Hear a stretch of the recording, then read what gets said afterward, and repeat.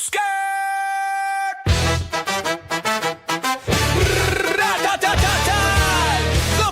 Brotorious! The Brotorious M.A.T. Man! Machiavelli protection!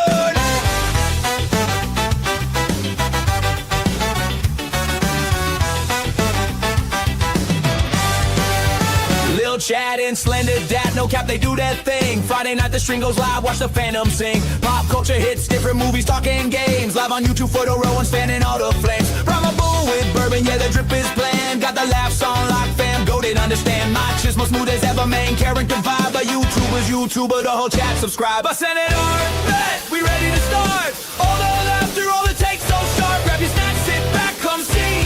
This stream's bustin', lighting up your TV.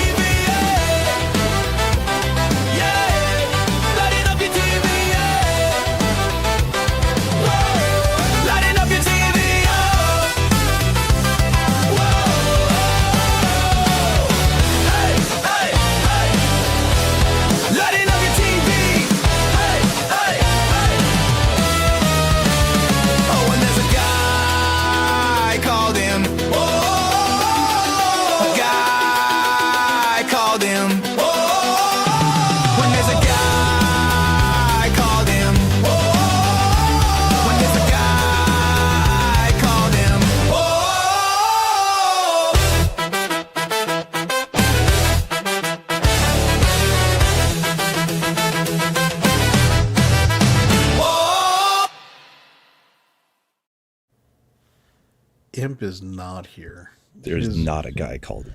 There's not a guy called him. Yep. So it's a off week for him. Not from working, just from being on this show. I thought the whole reason he's not here is because he's working for the man. Working for the man every night and day. Yep. I mean, that's how you get your pay. Yep. So happy 200th to everyone here and in chat. Let's see who we got. We got Josh Hammond, who's first. Holy shit, we done 200 of these things? Yeah. Yeah. Man. We're an institution. Not really. But that means we're creeping ever closer to the nuke button if we don't get more subscribers.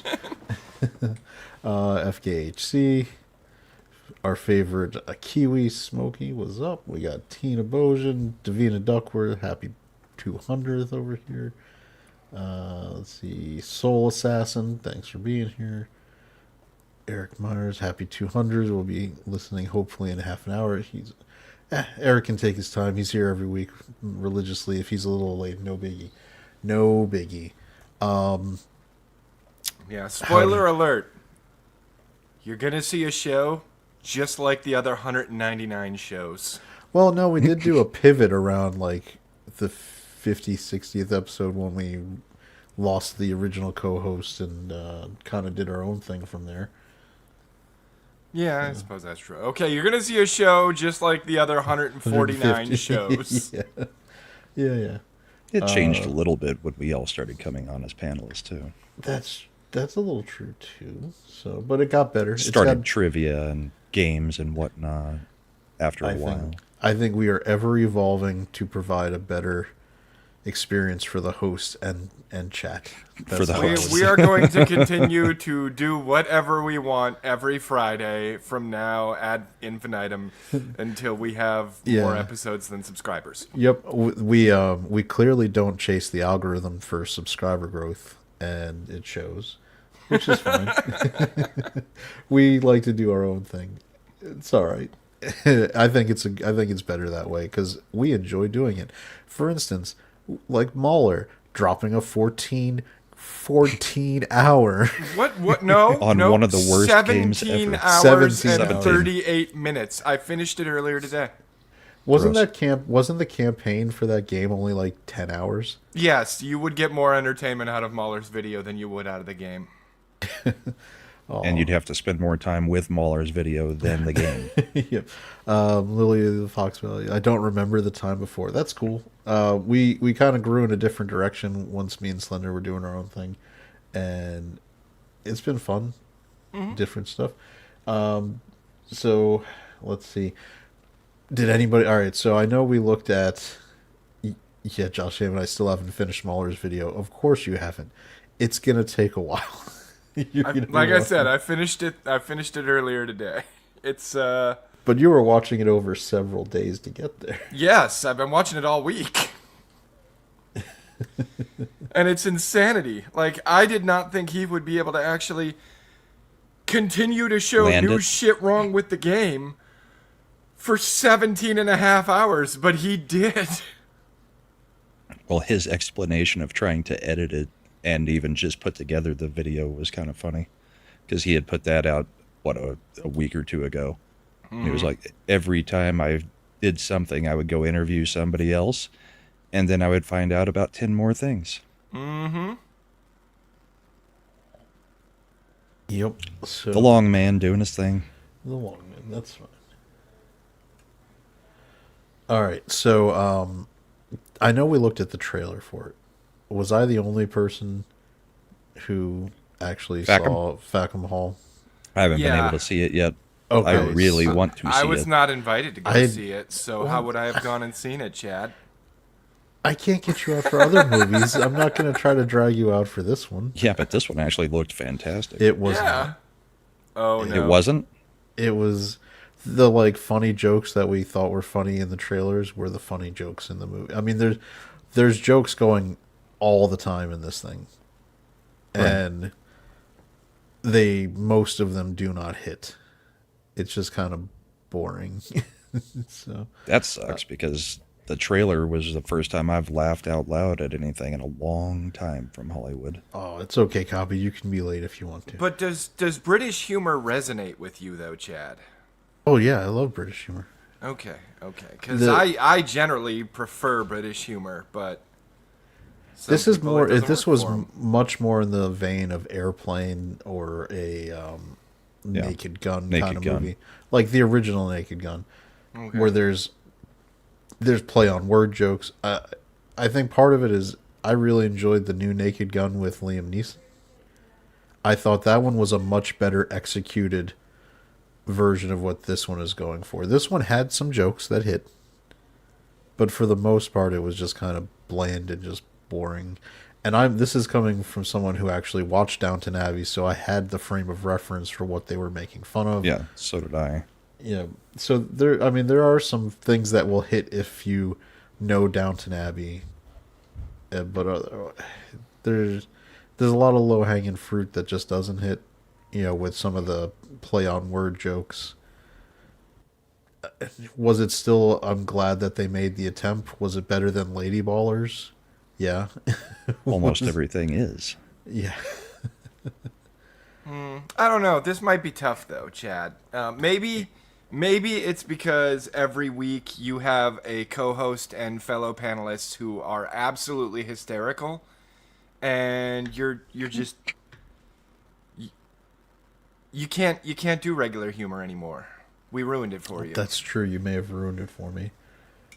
I mean, I may have been ruined for this because somebody dropped in our chat a Neil Breen trailer. And I could not, but it showed up in my feed and I was like, there's another one? Yup. It looks so bad. Mad's going on premiere night. Of course he is. Why wouldn't he? Yeah. He had so much fun with the last one. It looks so bad. Everything he does looks bad. Just from the trailer alone, I'm like, they're getting worse. Like, they are getting worse. Holy shit. I missed this news.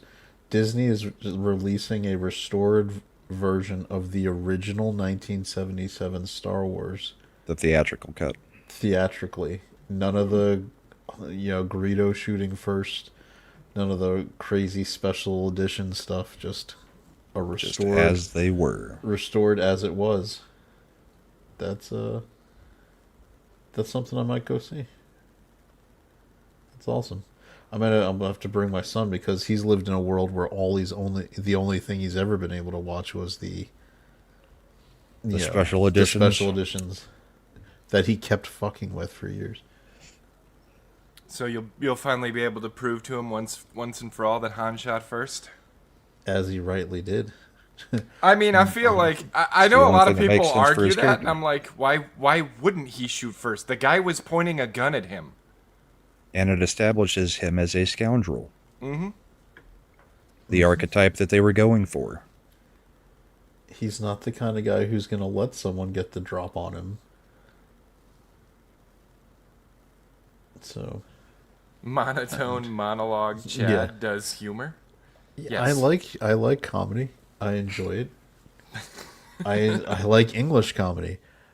I've laughed at things in Downton Abbey when they were funny. Mostly the biting wit of the Dowager Maggie Smith. Maggie Smith, because she would cut a bitch I with her can say words. I did witness Chad laughing when we watched the Naked Gun movie.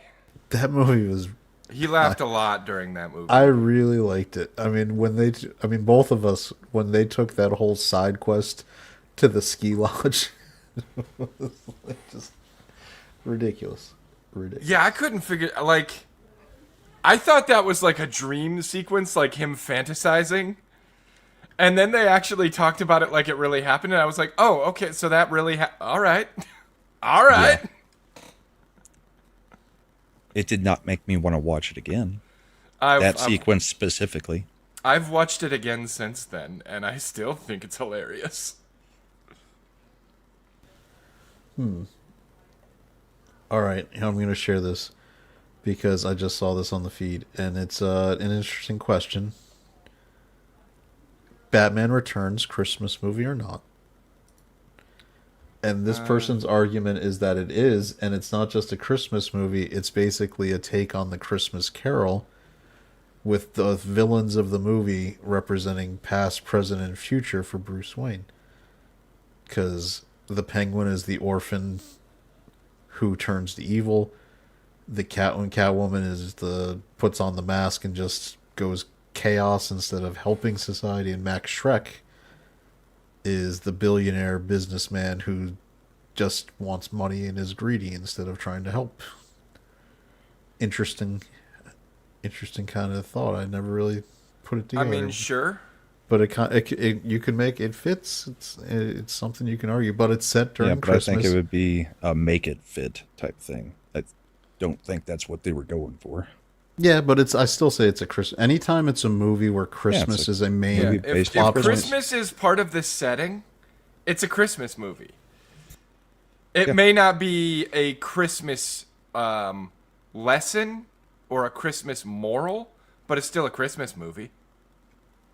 I get into this with Die Hard all the time. Die Hard is clearly a Christmas movie. 100%. Yes. Die Hard, the entire It's the whole reason for the party. the entire reason he's in the Christmas is the necessitating event of that whole thing. Mm-hmm. Well, the whole Christmas- reason he yeah. goes is because he's hoping for a Christmas miracle. And then he gets his Christmas miracle. And we punch a reporter in the face, and he throws Hans Gruber off a roof of the Nakatomi Plaza. That's how you know it's Christmas. And Alan Rickman didn't know he was going to actually fall. Well, yeah, he knew they were gonna do it. They just did it early, and it freaked him out. And that's the greatest look. There's a couple movie scenes where they do things like that on Genuine purpose, fear. where it's genuine, like because he thought something must have broken for him to have been released early instead of on the count they told him it would happen. And then I forget which war movie it was. It was a one from the 70s, and they didn't tell Michael Caine that he was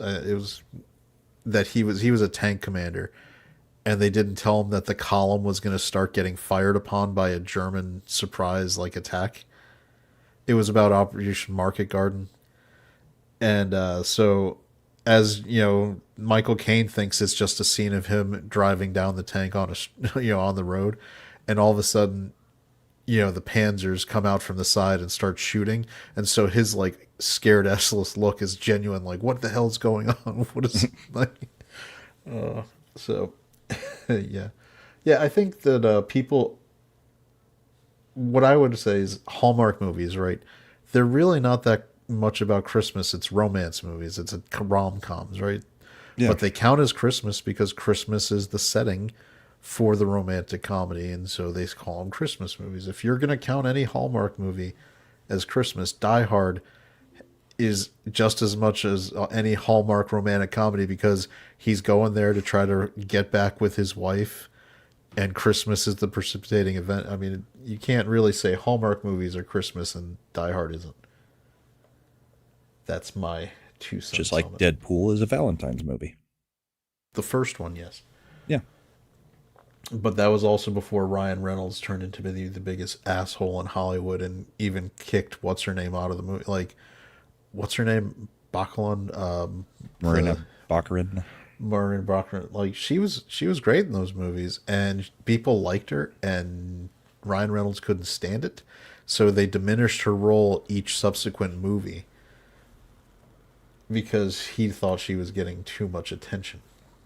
I am still convinced that Ryan Reynolds deep down is a good guy, and it's his woman that's ruining him. Nope, it's the opposite. He is. I know, but it's what I want to believe, so it's what I'm gonna believe.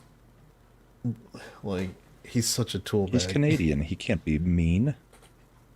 Yeah, they're so polite. Mm-hmm. Sorry. He's Yeah. nice pool. Which was a joke that he wrote in specifically. I know. I know. I'm knee deep. I'm knee deep into the Blake Lively, Brian Baldoni lawsuit stuff because there are major moves happening this week on that. Yeah, Ryan is 100% gay. I think Blake is a beard for him banging Wolverine. Oh Rob McElhenney. no, Bad Take agrees with me. Maybe I am wrong. Ryan Reynolds is a jerk. You can't always blame women. I mean, you can't always blame women, but it's I mean, like 90% of the time, though. It's good betting odds. But you look at who she called her best friends, and she's in pretty good company with some dumbasses. So she's not a good person either.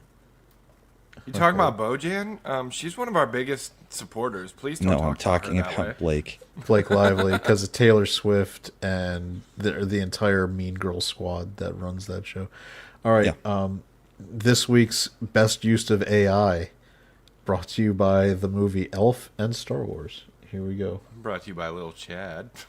I got one idea that I'm especially psyched out of my mind about.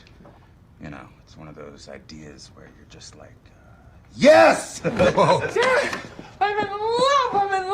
and I don't care who knows it. Oh Buddy, my god. not now.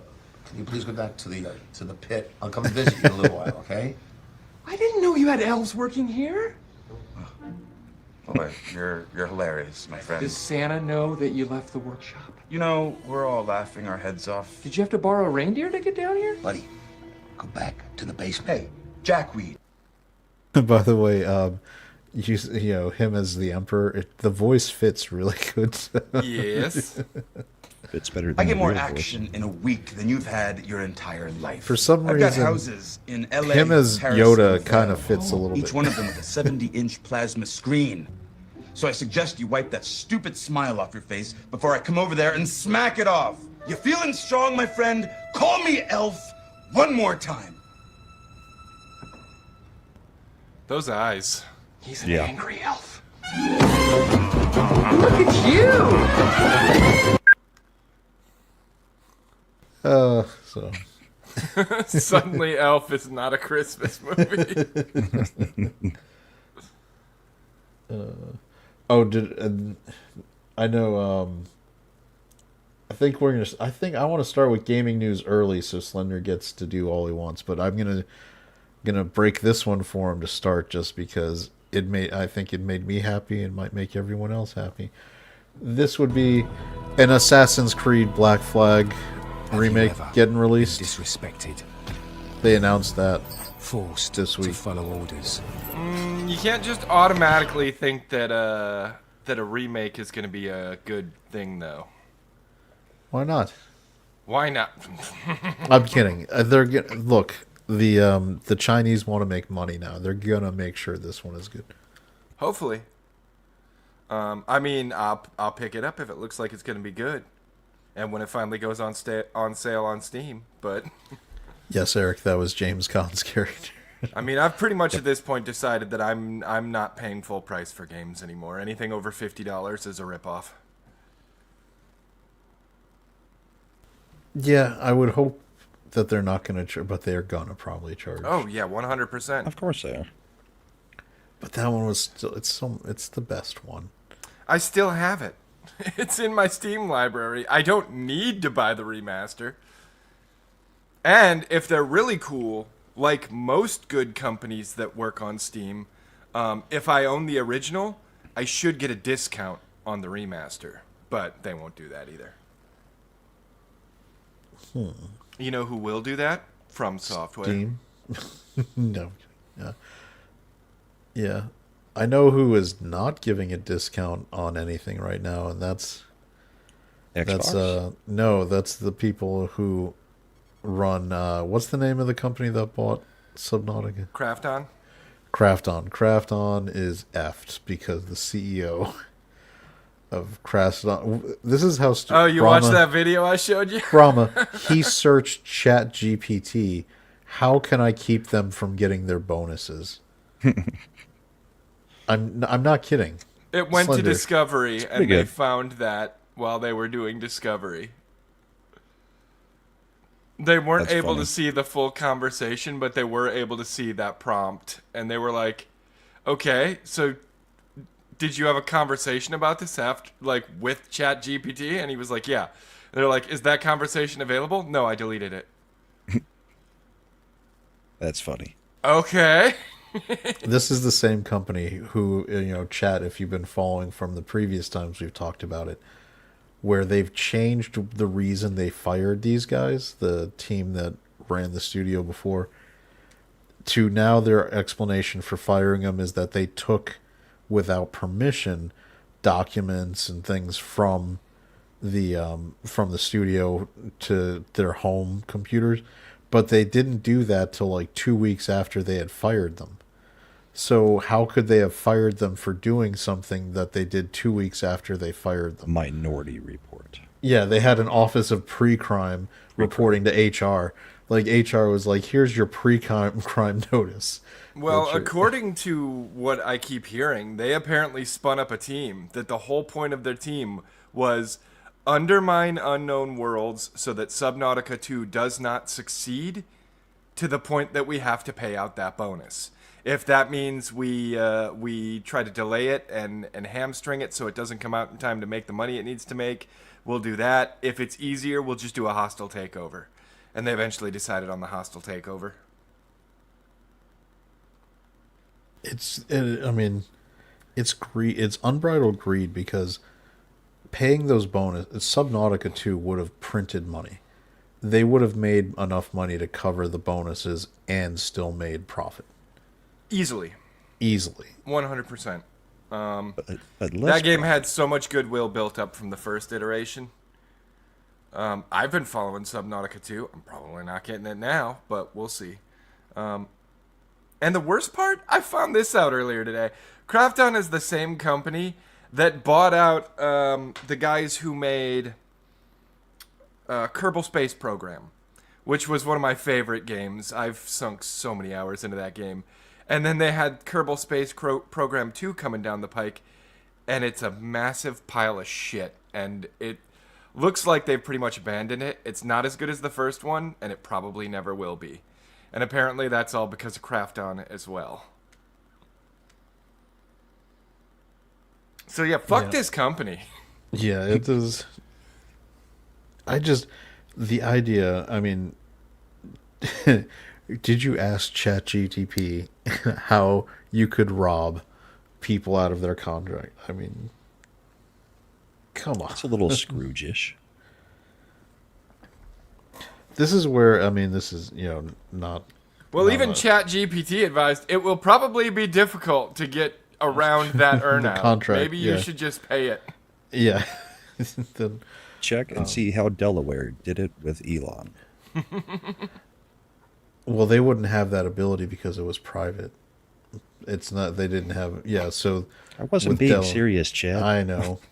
No, only because using shareholder strategic lawsuits to fuck over people is lawfare that is being used more and more often. Whether it's good or bad, and you agree with it or not.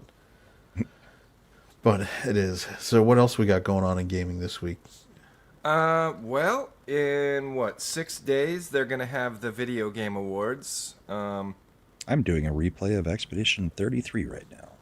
I'm Claire still trying to finish Obscure. up Act 3 of Silk Song right now. I'm in the Coral Tower, and those fucking gauntlets before you get to the boss are infuriating. First took one, me a not a little bit of problem. time. Second one, not a problem. Third one, where they're just like, yeah, you don't get a floor anymore, dick. I fucking hate that shit. Half of the game you don't have a floor. I know, but I'm Beast Crest. Well, I need a adjust. fucking floor. Adjust for one fight. The sad thing is, my favorite thing is Beast Crest and the Rosary Cannon. And I can't fucking use the Rosary Cannon without a floor either. Yeah. I would go through the first 2 gauntlets without using tools, and then use... Just use the, all of them in the third gauntlet. Use the flies in the third gauntlet. Mm-hmm. The cog That flies. is probably the pivot that I'm going to have to do. And don't because use the I can- Beast Crest, use the one that you can, keep making tools and stuff. Dude, I can rip through the first 2 gauntlets like nothing, but that third gauntlet gets me every time. Well, then there's a shortcut opened up after either the third or the fourth. Is there After a fourth? the third. Third? Yeah, the shortcut is supposedly after the third. I have not. And been then able it's to beat just the a third yet. straight jump up to the boss. But yeah, if I read everything correctly, there's 3 gauntlets and then the boss. And if you beat the third gauntlet, then you can open up a shortcut that takes you straight to the boss. Yep. So, I already beat the other one of the other 2 bosses. What is it? So the what you're tree- saying is you streamed a whole bunch of the game on your channel, and then you decided to finish the game without letting anybody watch. Everybody kind of lost interest. I've recorded everything, so I'll edit it up and put it out at some point. But the fun part was watching you die over and over and over. But yeah, I did beat the what is it? The tree lady. You know, you don't get a floor in that one either because she goes back and forth. Yeah. But I don't know. That one wasn't hard. I could just pogo her all day. Elden Ring Night Rain brought out its DLC. Yeah, We Elden haven't Ring played Night it yet. Ring has dropped its DLC, but we have not yet played that. And since Imp's working tonight, we probably won't play it tonight. No. So what is Game Awards, right? I would. Yeah. What are we thinking for your choice? Expedition 33 across the board. I think Expedition 33 pretty much across the board, but I don't think Expedition 33 should win both Game of the Year and Indie Game of the Year, so I think Indie Game of the Year should go to Silk Song. I also don't know if Expedition 33 beats Silk Song for music, Oh, I but think that's a it is. 50-50. I could go either way. I prefer Silk Song's music, but I'm sure there's plenty of people who prefer Expedition 33's music. And this is where me and Slender disagree, because I don't think you can be in the indie category, not win it, but still win Game of the Year. I don't think you should win both of those. I don't think Game of the Year and Indie Game of the Year should be a prize that goes to the same game. So this is where I would agree with Slender. I would totally see people splitting, like Silk Song getting Indie of the Year versus Claire Obscure getting Game of the Year. Yeah, I just don't think if you don't win your own subcategory that it's very hard to call you the Game of the Year if you couldn't win in your subcategory. Well, let's not get into any college football debates about if you didn't win the SEC, you can't be the winner of the college football playoff over here. No, I think there's a fair argument to be made that people are rationally saying we want to give an accolade to something like Silk Song, but Clair Obscur is the better, bigger game, even though they're both indie. So what we'll do is split the difference, and we'll give best. In this I could case, see them best doing game. that. I just don't agree with it. I think is it's all I'm perfectly saying. rational because you want to give both of them, as the kids say, their flowers. I just don't think one should win both. They're both a game of the year. I don't think one should take both game of the year categories. Can we pull up the categories and the nominations? Yeah. I just got it. I opened it up for you. So we've okay. got. All right, here's our nominees. I mean, most of these are going to be Clair Obscur. I'm We've not got- going to alright. disagree with. The only thing me and Brahma disagree on is I think indie should go to Silk Song. Should we start from the bottom and work up? Did you to guys see Game of the Year? that? Did you guys see the story about Megabonk? Yeah, let's work from the bottom and go up. Was Megabonk the one who offered their slot or whatever? Well, they pulled themselves out of it, out of the debut developer, because although nobody knows who the dude actually is, he says he has actually developed other games. So he was like, "So I don't feel right being in a category as a debut. So That's called please remove integrity. my game from nominations." That's called integrity. Yeah, So I'm looking at the and Megabonk was. So This I first- don't think either me or Brahma has an opinion on. I This don't is watch esports team of the year. Nobody cares. Yeah, But don't I fucking will care. say, do you notice a theme with all the nominees, Slender? They all look very Korean. No, Not there's all. there's another more common. They element. look very male. That's Oh, correct. men? Ding, ding, ding. Yep. Well, it has been proven by science that testosterone makes you better at competitive events. All right. Well, that and It back is to the our other talks. competition hormone. All right. Back to do our we- other talks, women just don't tend to play those types of games. Nah, not They generally. play mobile gaming. Can I tell you what game my wife has really enjoyed playing? It's like Farmville? Hello Kitty Island. Oh It's no. just like she's like into there's a whole genre that appeals to women called cozy games, where they're just like decorating rooms. Dude, I like cozy and, games. Yeah, doing things like that. Meanwhile, though, Bride, she plays Smite, and oh my god, don't catch her on a day when she's not having a good round. You thought she said horrible things during that hockey game. All right, I think we I think just we can skip- start at best adaptation or best multiplayer. Yeah, do we want to look at content creator of the year and just see No, who they're because it's a whole nominating? bunch of Twitch people. Yeah. That nobody I gives a just crap wanna- about. I just want to see. I don't know who any of these people are. I would give it I to know Moist who Critical 'cause Charlie he's is. the only one I watch. Yeah, Moist Critical's the Why only do one I feel know. like I've heard of Burnt Peanut? He's a streamer. Yeah. All right. Next is best esports. No, you went the wrong way. Oh, previous. This is weird. They're going, yeah, because all right. Well, you started at the bottom. Yep. Most anticipated game. Wolverine. They're making gay. Witcher 4. They're fucking up. I'm not looking forward mean, to any of these. I'm not looking forward to any of these, but by the numbers alone, it's GTA 6. 100% GTA 6. Oh yeah, GTA 6 is gonna be.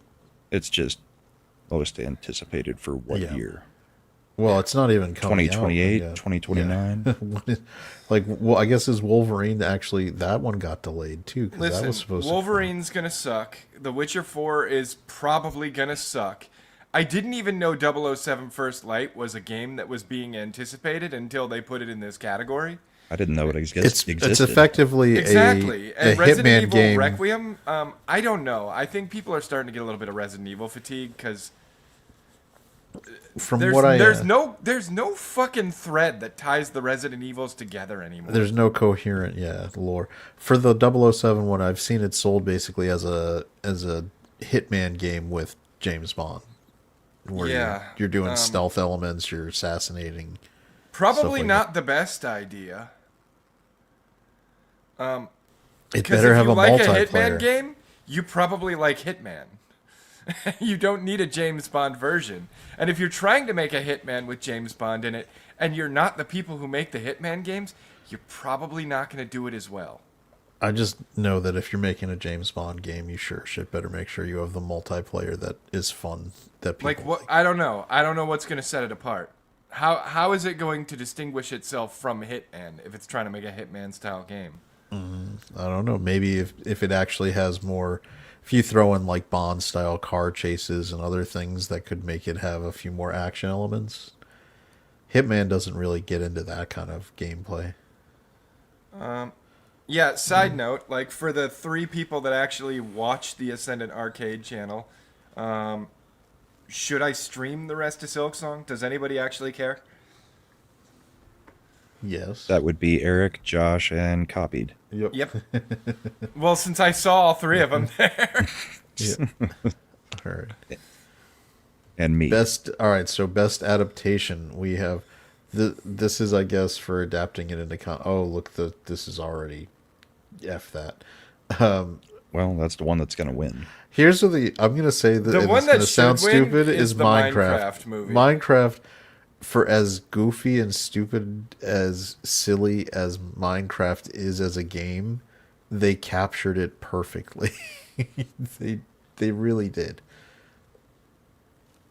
I don't know. Devil May Cry, as far as I know from Fuck one no. it had the thing where America was invading hell was the storyline. It was terrible. It was I terrible didn't- across the board. Everything about it was wrong. Anybody watch the Splinter Cell Death Watch? Didn't even know it existed. No. Yeah. Obviously, Last of Us is stupid, and Yeah. Until Yes, Dawn. but it's an award show, so it'll be woke I mean, enough they to, they did a give it to wonderful that. job capturing The Last of Us 2, the video game, and for nobody that liked? reason, it sucks and nobody likes it. So why is it here? Because there's only like 5 or 6 things that got adapted from video games, so all 5 automatically get it. It should be the Minecraft movie. What did anyone watch Until Dawn? I've played the game, No. and the game is Yeah. if you like Telltale style story games, much in the style of what is it, Detroit Become Human, things like that. They're pretty good. The That's Walking one of the Dead. better ones. Yeah, that's one of the better ones. I did not see the show though. I didn't know there was a show. It's a Netflix adaptation, which makes me hesitant. It didn't do good enough that anyone heard about it, so I'm still thinking Minecraft movie should take this. All It's right, between here's Last your of Us and verdict, by the Minecraft. way. Yeah. Eric says, I care about Ascendant Arcade, will watch. Copied says, yes, Slender. And Eric, where's And Josh? Josh said, I hate you, Slender. That is 2/3, though. 2/3 majority. That would be. 66% is passing. Okay, That's I'll not just try to passing. stream. That's breaking the filibuster. right Super there. majority. Yeah, I'll try to stream it the next time I play. I'll also try to edit up those boss battles that I didn't stream. All right here we have best multiplayer, and this is already stupid and wrong, because I'm going to be honest. Helldivers is, I think, should count as a multiplayer game experience. Didn't it release the year before, though? Yeah, Helldivers Was did it release this 2024? year. Oh, Yeah. Yeah, I got that would thrown have been off. last year's. All right. All right. So I know you guys are probably going to go with Elden Ring, Night Rain. For best multiplayer, Yeah. honestly, I think most people are going to say Battlefield 6. It seems honestly, to have none of done well. these, I think, have the. They need to kind of define multiplayer, right? Like, I feel like this is another one of those ones where the categories need to be broken out, because I would not give it to Battlefield 6. I hate PvP. I would definitely give it to Elden Ring Night Rain because I love PvE. I love co-op PvE a hell of a lot. But of all these, Arc Raiders is getting the most word of mouth going right now, and apparently is getting incredibly good critical response. Peak fizzled out real fast, and Split Fiction, that's a 2-player game. I don't That even is necessarily multiple know players. that I count 2 players as a multiplayer experience. Again, Well- that should probably be its own category. Elden Ring was only 3 players. But 3 players, like I said, I don't know. I feel like couch co-op is different from multiplayer. And Split Fiction, while yes, you can play it in 2 separate places, 2-player always kind of is more of a couch co-op thing to me. Speaking of couch co-op, did you guys see the new Marvel game that just came out? Oh, the Marvel Cosmic Invasion? Yeah, it's a classic heard side-scrolling of it. beat 'em up. I've heard good things about it. Oh, yeah, I did I've heard it's very well done. Yeah. Yep. Most people that have played it have said it's great. So I may look at picking it up, and maybe we can do some beat 'em up. How much is it? That's the unfortunate part. Until December 15th, it is $26.99. Then it goes back to its normal price at $30. That's not terrible. It's not a great price for a beat 'em up, though. No, honestly, a beat 'em up should be like $15-20. But it's right I there on think- par with like Shredder's Revenge. Yeah, and Yeah. I believe they're going to have more characters released over time. Allegedly. But I don't know if you'll Yeah, have to pay dude, for them. I don't buy games based on the roadmap anymore. Anthem fucked me on that one. Yeah, Well, this one already has 15 playable characters in Yeah. it. that might be a fun one to stream. That's what I was thinking. Yeah, yep. It doesn't I've take already, much brain power to do beat 'em ups. I've already got it on my wish list actually, because Yeah. So for this one, I guess my vote would go to Elden Ring, but I think Arc Raiders has taken this one. This one is a toss-up between everything except for Peak and Split Fiction, I think. Personally, the only one I would play is Elden Ring. were you guys telling us it was GTFO the one that you guys got? Yeah. All right, it's on sale too. It's fun. $13.99. Mad likes it. It's one of the ones we can get him to play. That's true. Cosmic Invasion, he might, because it's third person. All right, let's see. I agree with Slender though. This best multiplayer, the games are so different in style that I think it needs to be broken up. Like you could have a best shooter. Yeah. Well, you could have a best. Yeah, you could Best have a best co-op, best Yeah. PvP, Yeah. best massive multiplayer. Yep. And furthermore, I will say, going back to that, the possible one that is the sleeper that takes it would be Split Fiction, because I don't know what it is about that company and that guy, but he is a media darling. So remember, players' votes only count for 10%. The other 90% is the industry. So they might give it to Split Fiction on that one. Which is also why I think The Last of Us is going to win, because the industry is pretty gay. Yeah, they have their darlings. This one I don't fucking care. Give it to Mario Kart. Mario Kart kind of just fell off. Mario Kart World, I've heard nothing but good things. You have listened to entirely different people then, because I've heard it's shit. Yeah, I mean, that's what I've been told. they just and did a that's big what people update. who were doing it said. The people that were actually playing it were like, and I would rather go back to the other game. Yeah. And we've got 70s joining us. Yay, 70s. Good evening, all.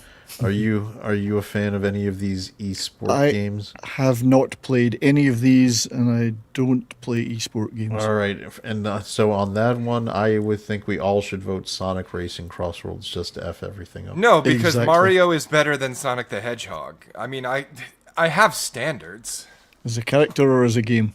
as a character. Well, there you go. As a game, I don't know. I haven't played either of those, but Well, you got at least you have some criteria to judge by. So sight unseen, I am supporting my boy Mario. go for it. Go for it. Do it. All right, so let's go to our next category here.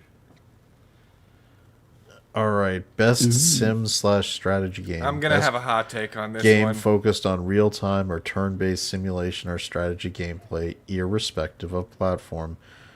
We have The Alters, Tempest Rising, Sid Meier's Civilization 7, Which shouldn't have Jurassic even been World nominated. Evolution 3, and Final Fantasy Tactics, the Evalis Chronicles. Ivalist. And Ivalist. yes, the Ivalist Chronicles Tic-tacs. should take it. The other four are all shit. It should take it, although I don't know that it should exist in this category. I don't know either, because it's a remaster. It's just another remaster, but it is a remaster of one of the greatest tactics games to ever have been made. So The greatest tactics game to ever have been made, in my opinion. I would not argue on that. Yeah. I Trying to still think of have other a ones copy that of I've the played. original somewhere, unopened. Yeah. I think I even had a PSP copy. Yeah, I fucking loved that game. And the story was just... There was a lot more political intrigue and, like, crazy shit going on in that story than most games had back then. I just did not I did not like that there was a soft lock that could happen if you didn't do things in a very specific order.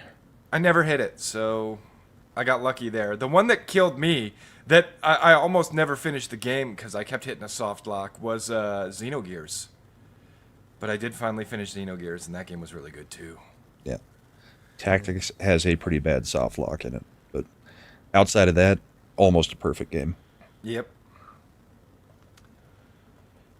But do I think it should be... that's like putting DLC in as Game of the Year. Do I think that should happen? No.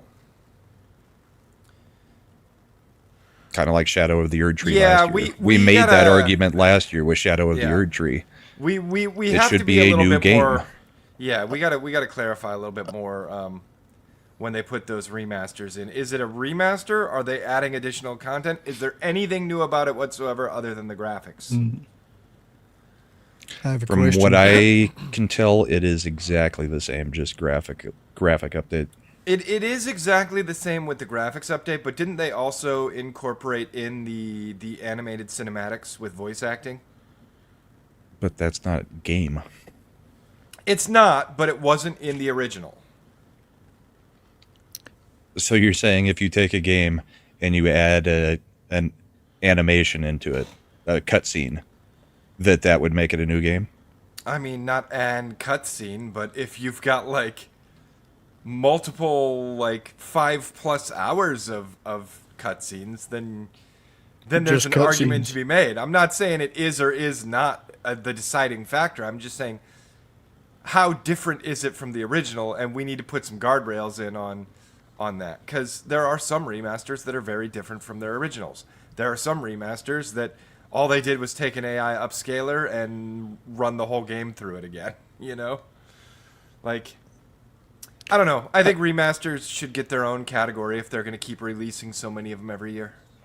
Before we do these, I have a question. Who is Sid Meier and why is he still bothering us? He made some really good Civilization games back in the day, but Was those he an have actual been- person? I always wondered about that. I think Yes. so. Yeah. Yes, he was a He was, real okay. person. Yeah, because he also tried to make a Pirates game back in the day, didn't he? Sid Meier's Pirates. I think so. Yeah.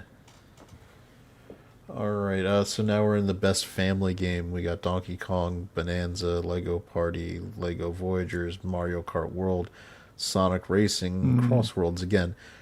I mean, I don't care about any of these. Again, I can tell you with my same argument on Game of the Year, since Donkey Kong Bonanza is nominated as a Game of the Year as well. If it can't win here, it can't win there. Well, I was gonna say that. Well, judging it on can't which- win there for sure, and I'm still a little up in the air as to whether or not it can win here. Is that even a like? I thought this was a one-player game. I know it's got 2 players. You can, I think, be the companion. Just like being able to control Diddy back in the day. Yeah. Well, Okay. nobody could control Diddy. I mean, Well, I feel like being as Lego and Lego Too much are baby there, oil. those should Too much cancel each baby other oil, out. Mario Kart World and Sonic's Racing Crossword. Give it to fucking Donkey Kong. Yeah, I don't give a Donkey shit about any of Kong. these. Yep. But Brahma makes a good point. If a game can't win a subcategory, it should never win Game of the Year. So here we have the fighting Now it's game 2-on-2. category, and we have See, Capcom I Fighting disagree. Collection So, and Mortal so Kombat hold on, Collection. pause. So 70s, you think that if Expedition 33 wins Game of the Year, it should also win Indie Game of the No, Year? but if it can't win Indie Game of the Year, it shouldn't win Game of the Year. So you So- think it can win Indie Game of the Year, but if it wins And- Game of the Year, it shouldn't? No, that's not what I'm saying at all. I'm saying if it does not win, if it wins Game of the Year, Yeah. then it should also be winning the Indie Game of the Year category. If it doesn't win Indie Game of the Year category but wins Game of the Year, then how come the game that beats it in the Indie Game category didn't win Game of Isn't the Year? automatically the game of the year. Yeah. Because I don't think they should both win. They should win. I don't think any single game should win both Game of the Year categories. Yeah, but if you win the ultimate Game of the Year category, then surely you're also the best in any subcategory that you're in. Otherwise, the game that beats you in that would be better than you. I don't know. This Just logic. It's just a logical. I get where you're coming from, but this is logical. I don't know. To me, it sounds like a shitty argument in the other direction too, though. It's like, well, if you win gold, you should get silver and bronze too. Maybe. If you're No, but if you you're- don't get out of your starting heat, you don't win the gold. That's right. Right, but if you win Game of the Year, they already know you won Game of the Year. They shouldn't give you Indie Game of the Year. Even if you won both, it should go to the runner-up. Because you shouldn't win both Game of the Years in the same year. So second place should get a gold just because first place can't get 2 golds. No! That's You what just you're said saying, the but- runner-up. This is... It was by your logic. You said the runner-up should get it. It's a different category. It's like if... The problem is, it's a minor league and a major league category. That's basically what you're saying, is if they won in the major leagues, let them go compete in the minor leagues too. No, but that's a should it be entered question. If you're in both already, then and you can't win the minors, then surely you're not good enough to win the majors. Right, but So, if you're like- in the majors, you shouldn't be competing in the minors. That's a different argument, yeah, which is fine. I Okay. have no problem with that argument. So let's look at it a different way. Can a new artist also win Album of the Year? Yes, they can. Yeah. How is this different? Well, then they shouldn't give... What do you mean, can a new artist also win Album of the Year? Can a new artist win New Artist of the So Year if and you're- Album of the Year? Yes. Yeah. I think they should only give them one. So you think that the person who has the Album of the Year, if they were a new artist, would automatically... is not automatically the best new artist? Oh God, chat's trying. So I'm going to pile look on at now. so I'm going to look at this another way. Let's say you are entered in the category of best game, Yeah. and let's pick Expedition 33. Expedition 33 is entered in the category for best game. Therefore, it doesn't get entered in the best indie game category because it's already in the best game category, and it doesn't win best game. But that means then the game that does win best indie game may have been beaten by Expedition 33 if it had been best indie game. So it comes away with nothing, and yet another game gets best indie game because Expedition 33 wasn't allowed to compete in that. I mean, I get what you're saying, but you know as well as I do that all that shit is known on the back end already. Yes, I know. Like, you are saying, well, yes, if there is blind voting, that's how it plays out, and that screws over Expedition 33. It's not going to. We both know it's not going to. I hope it is. So your argument's kind of moot. Still an argument, though. Again, we both know that they know going in who's going to win these things. Yeah. But the point is kind of moot, as Jesse's girl sang. All right. Well, Rick back to the fighting Springfield sang game. in Jesse's Yep. girl. The point is kind of moot.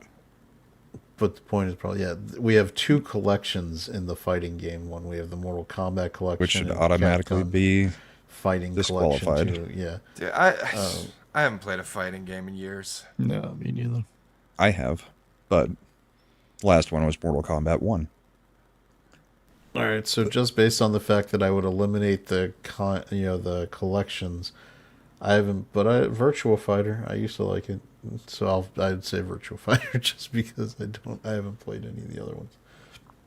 I've been out of the fighting game community ever since Sonic Fox started having all the announcers call everything they, them all the time. So I just stopped paying any attention. So I don't know what any of the other games are because I never I don't liked the know. Fatal Fury series. and I didn't like Virtua Fighter. I so. think just move on from that category because Yeah. none of us plays fighters really. All right, this is Well, best I do, RPG. I would give it to the Mortal Kombat, except I don't believe it should even be in there. I don't. I find it offensive that Avowed is even in this category. I So just you're find giving Avowed this one. offensive. So you're giving this one automatically to Monster Hunter Wilds. Clearly, That's not an Obscure. RPG. I would give it to Kingdom Come Deliverance over Monster Hunter Wilds. Is Claire Obscure not an RPG? It is. It is, but if it wins Game of the Year, it's not But I'd allowed to win elevate it any to of the Game of the Year. It subcategories. should not be allowed to win The this. runner-up has to win it. I would. I would elevate this to. I would elevate this to Game of the Year, and I would probably give it to Kingdom Come Deliverance too. I would still just vote for Claire. See, that's Obscure. where I think it's crazy. All right. If you win Game of the Year, you I can't think win they should any just- subcategories. I think they should just stop putting the same games in every fucking category. Personally, All right. there's how many millions of games being published, and it's the same fucking 12 games to cover 26 categories. But if a game is put in the Game of the Year category and loses, and as a result isn't allowed because it's in that category to be in any other one, then it may come away with nothing, even though it would have won those other categories. See, I don't think it shouldn't be allowed in those categories. As I said, you're making the argument based on they don't already know what's happening on the back end and who's going to get what, and make adjustments so that everybody gets what they think they should get. Like, you know that happens. You do. Well, it's an award show. There's nothing real about any of these. Yeah. Correct. It's like reality television. There's nothing real about it. It's scripted within an inch of its life. Scripted and edited. I think you've really pissed off Low Spec. He had to come over from Rumble to say it in YouTube also.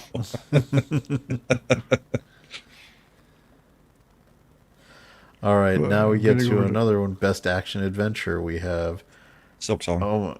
Death Stranding. UPS Delivery Part 2.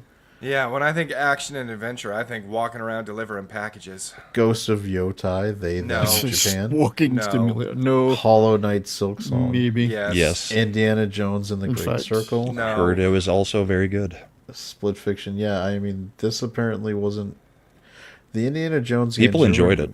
Going back to the old LucasArts days, they put out some good games in the others. But I think People Hollow. enjoyed it, but there are plenty of games that people enjoy. Will anybody still be talking about that game 6 months down the road? I don't think so. Sorry, which No. category is this?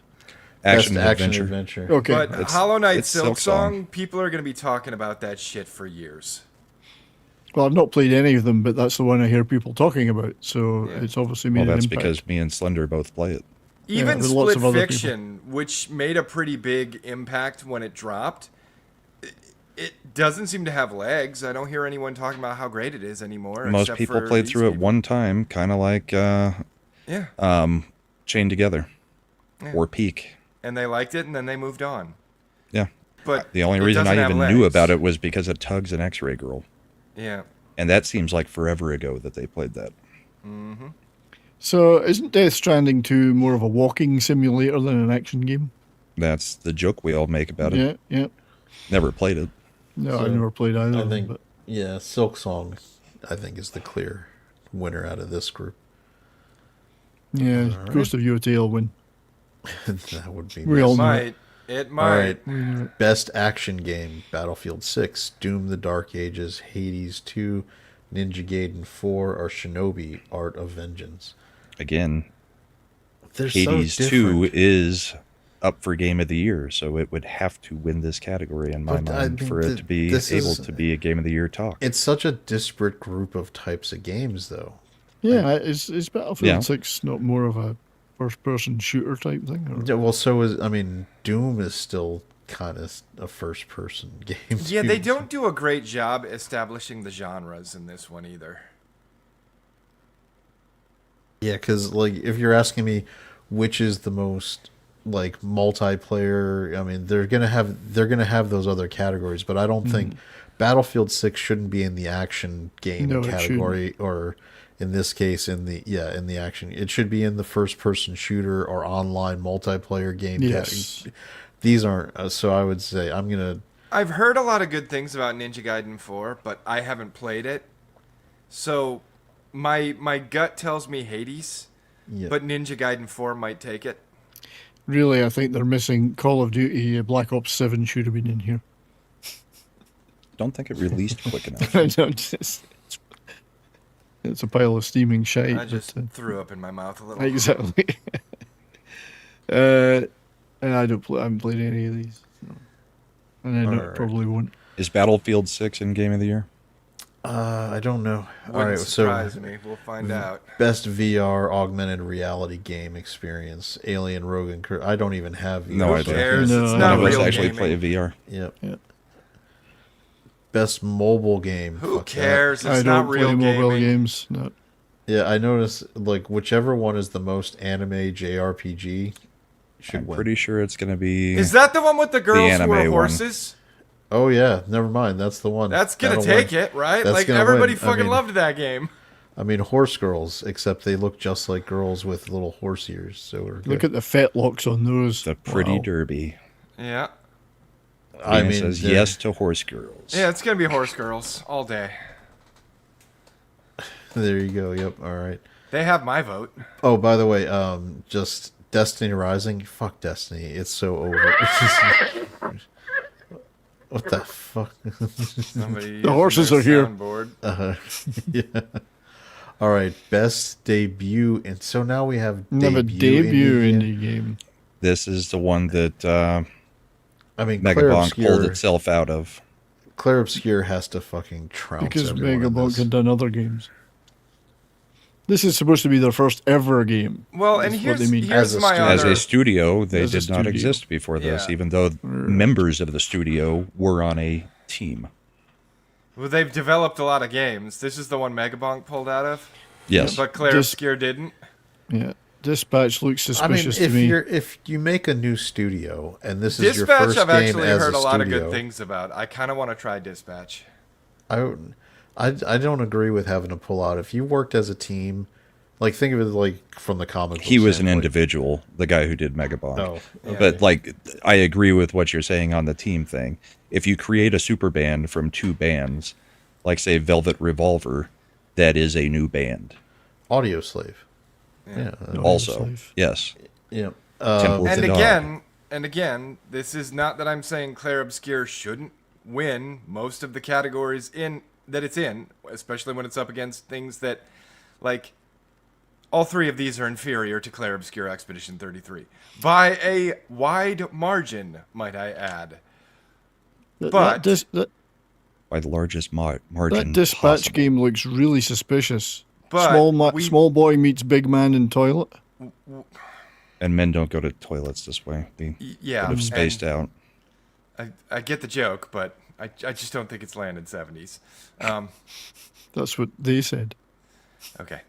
But the problem I keep seeing with the Video Game Awards, and it's the same problem we had last year, these categories aren't good. Like, they don't have good categories. They don't have good tiering of said categories. They don't properly define what gets a nomination in what category. And honestly, the game of the year, right? That's supposed to be the one singular game that rose above all others. We probably shouldn't even see those nominees until night of. That's a good idea. And they shouldn't share categories like that. But I guess you could argue that even though both Expedition 33 and Silk Song were up for Game of the Year and Indie Game of the Year, the reason that they both ended up in Game of the Year was because Expedition 33 was an indie game and RPG, and Silk Song was an indie game and action game. And that's No, why I think they it's both just because they were converged the to Game of the two Year. best games of the year. They both had to be in Game of the Year. How? Josh Hammond, are you retarded? No, he's not Tim Waltz. You've all been shitting on me for saying Expedition 33 shouldn't win both Game of the Year and Indie Game of the Year, and now you're saying I'm an Expedition 33 simp? You can be both, you know. Fucking idiots. All right. You know, 90% of the time, I love our chat. We're in that 10% They argue with them. right now. We're in that What 10% was the category? right now. They're not Now arguing we're- with me. They're just being dicks. Now we're in just best indie game, where we have Hades 2. They're Claire negatively Obscure, agreeing with you. Blueprints, Ball X Pit, and The hell? Ball X Pit is great. Why is it that Silk Song isn't in this one? I have no idea. Because Would it not count as an indie game?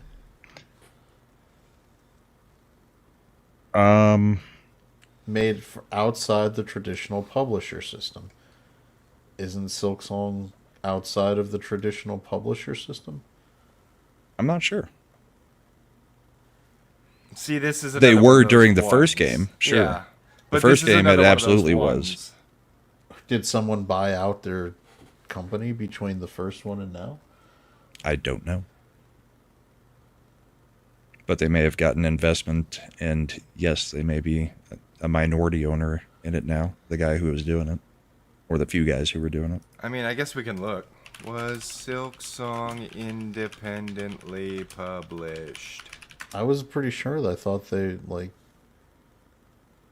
Yeah. were. Was developed and published independently by the small Australian studios Team Cherry. So yeah, I don't know why it's not in that fucking category. Yeah, I mean, I would say Clear Obscure. I mean, if it's good, it deserves to win the whole thing. Are you sure there's not like a sixth if you scroll down? Oh yeah, There it is. Okay. I'm I was just gonna not used. say. The other ones didn't have additional. So at this categories. point, we're down to Ball Pit has to win this because Clear Obscure is already going to win a category. So no. I mean, that's Silk Song is going to win a category. So I am not splitting my vote that way. Was Hades 2 any well, good? that's what I'm getting at. Nobody yeah. splits their vote that way. If Clear Obscure is the best game, It's gonna win. win Clear the Obscure- categories. Yeah, it's gonna win the category. It should win the category. Clear Obscure has done more to really make waves. Because as great as Silk Song is, I think Clear Obscure is a true AAA level game experience done by a small. I mean, that's where I think. I mean, Silk Song is awesome, but I don't You think. are getting to dangerous ground, Chad. Are you saying that Clear Obscure isn't more of a AAA traditional game experience?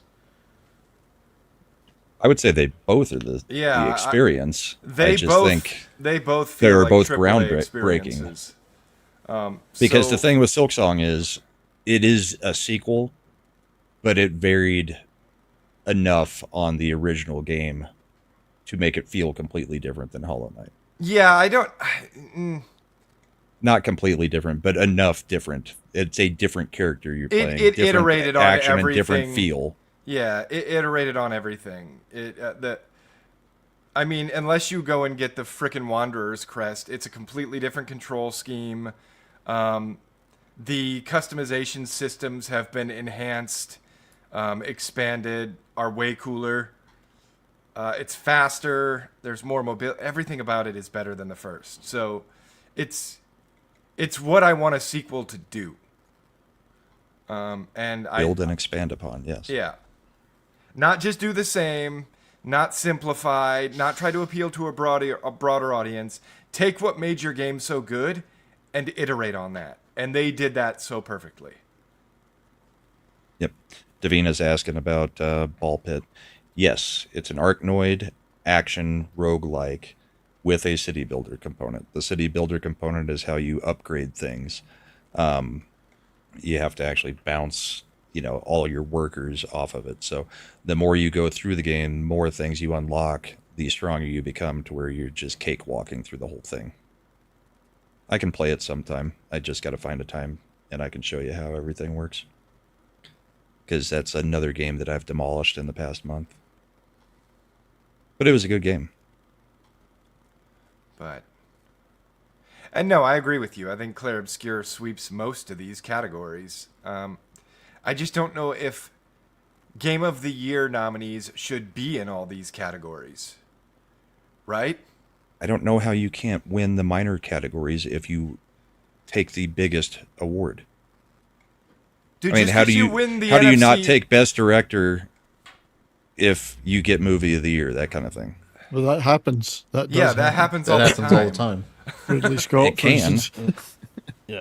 I mean, But this is, yeah, I mean, Slender's argument is more of a they shouldn't be entered into the other ones if they're in Game of the Year, as opposed to our argument, which is, well, they should be in all of them, and if you win the major one, you should be winning the minor ones. Otherwise, there's a logical conundrum, and he thinks he shouldn't be in them at all. I just think, like, again, we have thousands of games being published every year now. Why is it this handful of 12 that's covering every single fucking category over and over and over and over and over? Like, Only pick a 3 games have fucking done lane. that, though. Only 3 games have done that so far, and that's Clair Obscur, Hades, and Silksong. And I would say that Clair Obscur Blueprints and has Silksong been I've seen in, were the- Blueprints. Blueprints has been in 3 or 4 It categories. was both of the now as indie well. categories. It was the indie category and the debut indie category. Yeah. So that's a problem with the categories.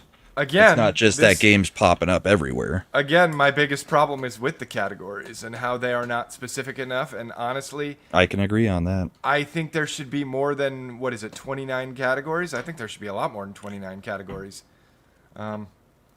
I think Games are there a lot should more only be granular Game of than the that. Year. Should be a category for I think the best, whole thing should be wiped out except for Game of the Year. yeah, Best. best ass of the year, best TNA of the year. That should be a category. It probably is, but I don't know if it's in this award show or not. all right. Let's go to the next one. Best community support? No. Nobody No, cares. That'll be Reddit mods. Best ongoing? Well, Helldivers 2, Marvel Ride, No Man's Yeah, Sky. it's the same freaking games that have been on Same this. ones. I would just Add 1 or 2 games each year. Well, they've done a great job with No Man's Sky. I'm just gonna keep going No Man's Sky just because I really wanted to be rewarded for supporting and delivering on the initial promise. Yeah, and I don't know how you put Marvel Rivals in here. Didn't this just come out like 6 months ago? No, it's been out for like a year. Marvel Rivals has been out for that long? Mm-hmm. I didn't Yep. think it was out that long. Okay. That's why it wasn't in some of the earlier categories. It was released December 2024. Okay. Yeah, it's been out for almost a year now.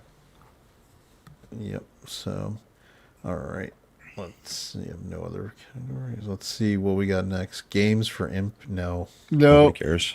Yeah. That Innovation category could go Accelerated, away nope. to put a good category in it should there. go away. All right. Of course, No. Ghost of Yotai. But I would. Charlie Cox. Did you see Nope. his quote? Even he said no. Because he was like, He said, I voiced it. There was a guy who did all of the actual, capture, motion capture. That guy would deserve an award more than I do because all I did was read a few lines. Look he at did this. all of it. Out of the nominations, we have 6 nominations. Yeah. Troy 3 Baker must have won a few Are before. Clair Obscure. Has But Troy they were Baker won a that few? good. Yep. Troy Troy Baker Baker's is one one. of the greats for Yeah. game acting. Dude, I See, I've think not heard I that game. honestly think this one should go to Silk Song. Yes, for the grunt. Yes. I think Jennifer English should take this one. If it's Charlie Cox, that's going to be a shame because All even right. he admits that that's wrong. I I really would- would like it if they tell me which fucking characters these people voiced. Jennifer English, I believe, is Mael. Ben Starr is Urso, and Charlie Cox was Gustav. They better I'm not be pretty Erika sure. Ishii. It better Not having played it, but just knowing how well received it was, I would say Silent Hill F. Just because It's about the only place it might win something. Yeah. you got to do a lot of heavy lifting as the lead in a Silent Hill game. Don't Yeah. know. I mean, it could, but I don't know. But I could 100% just like here, I could 100% see this woman winning for Ghost of Yotai just as an FU. Like, I don't know how, dude. Even like just looking at her picture, she has a face that makes me feel violent. Like she just looks like a person I would not like.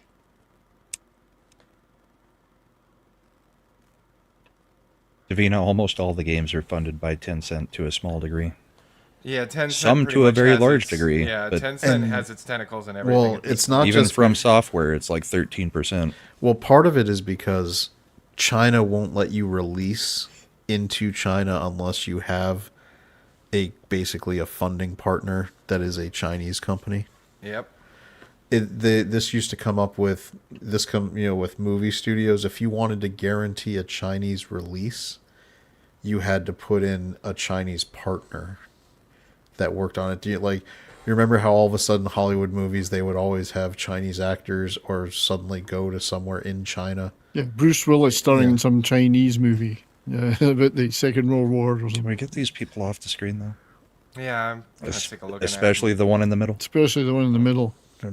I mean, geez. Thank you. We're having a discussion. What's this category? We can Oh, continue so- talking about the Yeah, I same know, thing. I but just you're don't want to see being- your face. All right. Audio. All right, best audio design. Battlefield, Clair See, Obscur, this is, Death Stranding, Ghost of Yotai, Silent Hill F. First off, you can just remove Battlefield from this list, as well as Ghost of Yotai. I don't think either of those. Having heard some of the voice acting in Ghost of Yotai, I can tell you the audio design was terrible. Having played a lot of Battlefield out of all these games, I can tell you the actual gameplay audio sound design is fantastic. It's no better than any other Battlefield. I don't know on this one. Yeah, This I one don't to know. me is gonna like Death Stranding. Honestly, Death Stranding does do a lot of cool stuff with audio. So It's I'll give it to Kojima. that. This is the artsy thing for him. They can Yeah. give him that one. So I mean, Clair Obscur was good. Death Stranding, I'm sure, had good audio, but I only saw some stuff in the trailers and some clips. And Silent Hill, kind of similar. I only saw stuff in the trailers and clips, but Silent Hill games, they do some really amazing things with sound. I'd say Clair Obscur was more than good. All the audio cues for parries and stuff that are kind of just built into all the other sound going on. Yeah, I don't disagree with you. That's more than good. I mean, Slender's got a point about Silent Hill F. I haven't played it, but I know what those games are about, and it's an immersive experience, and that includes the audio. So I don't know if this one was good or not, but I could see it winning if Yeah. it was. That's what I keep thinking too, because like the things they can do with audio in Silent Hill Yeah. games, Exactly. unless yeah. they deviated in some way, those games, the audio gives me chills. Is Silent Hill F up for Game of the Year? I No. don't think No. so. Don't think Okay, so. so it's allowed to be in this category. Then. Yes, Yes. Just kidding. I would. put you backstage for a minute, let you cool off. I mean, my previous experience tells me the Silent Hills games always had excellent sound design. Yeah. I would think that just because they like to reward Kojima, that Death Stranding might end up getting it, though. All right. Best score in music. We have Death Stranding, Ghost of Yotai, Clair Obscur, Hades 2, and Hollow Knight Silksong. I know Here's you the really thing. enjoy the music in Hollow I Knight. would pick Hollow Knight Silk Song, but I get the distinct impression Clair Obscur takes this category because it has really good music. Look at how many YouTubers, like music YouTubers, are reacting to Clair Obscur's soundtrack like it's actual classical music. That's how much of an impact it's had. It's broken out of video games into being a soundtrack that people are reacting to on YouTube. The soundtrack, not the game. I don't think there's any way it can't be the I win out haven't of this started category. playing the game yet, but is it an orchestral score? Oh, or I is it- do. I could very much Is it see them orchestral? trying to give this one to one of these two that shouldn't be nominated. Well, I guess. No, I don't think Death Stranding should be nominated. Yeah, 70s. It's very artistic music. Okay. So really, it's it is very classical French. music. That's the problem. Is it's Very, very orchestral. French. It's French. It is All right. French. It is French. The lyrics are delivered in Francais. Similar nominees for Best Art Direction, same group. Yeah. Actually, it's the exact same. It's the group. exact same. This is what I'm talking about too. Like, why is it the exact same 5? Well, I mean, you're gonna any They're award the ones ceremony. that stood out. If they're the best ones, they're gonna tend to have like this great, like this Clair Obscur. It's an amazing, fantastic game. Was No, the you didn't, art Josh. design? Stay Good, yes. around. Was No, this you didn't, Josh. it's like when you do Academy Awards. Don't leave. Did Lord of the Rings not deserve I to was get just giving you nominated shit, in like Josh. 14 categories? If you're slinging mud from the stands, I'm gonna throw it back in there every once in a while. I'm not mad. Ask your question again, Chad. Sorry. I was gonna say it's like when you do the Academy Awards. Would Lord of the Rings not deserve to have been nominated for best cinematography, best sound design, best score, best director, best picture? Like Best screenplay, Chris, best it's- everything. if it's that much better than all the rest of the games, it deserves to be in all these. And these are so. This is where I'll be different, because when it's like overlapping categories of like best action game, best this, I think sometimes you need to start getting subdivided, like more differentiation. But when it's these ones, which are just these are basically the technical elements of a game award categories, like sound design. And the best art put together design. games are Yeah. going to have so- these subcategories too. And I think Clair Obscur, from everything I've seen about it, because I didn't actually play it, is head and shoulders above, just from the rave reviews of people who I trust on gaming more than pretty much anybody. See, now I'm gonna push back on this a little though, because this is art direction, right? And 3 of the 5 games on here have the exact same art style, which That- is hyperrealism. And Hades has no art style. It's almost pixelated. Hades I mean, looks very much like AI generated art. this is where I'll push back on your pushback. Even something like Death Stranding, where it's hyper realism, has a very distinct. They might be doing mocap, but they still are art designing a world that they're in. That's where the art design. Was it coming art in. design or art direction? It's art direction. Art direction. I mean, it's this art direction. All right, for outstanding creative and or technical achievement in artistic design and animation. So it's the director. Yeah, I mean, I don't know. Like I said, the only thing I'm going to push back on is 3 of these have kind of the exact same style going on, and then the other 2, they have unique styles, but I will agree with Brahma that the Hades is very So pixel art. I haven't played Ghost of Yotei, and I never will. I loved Ghost of Tsushima, but I Same. don't believe it's much different from Ghost of Tsushima in its art style. No, It not at looks the same to me, so therefore it isn't doing anything different from the previous game. And the previous game looked beautiful, so I don't think that would deserve to win. all. You can also But make it's that argument direction. for Death Stranding. Yeah. Because it's the exact Yes, same thing. You could say that too, yeah. So And Clair Obscur basically could be played as a movie. Yeah. If you take I'd out the give it to gameplay, it would be a movie. But so is Death Stranding. I would assume Ghost of Yotei has a ton of cutscenes as well. yeah.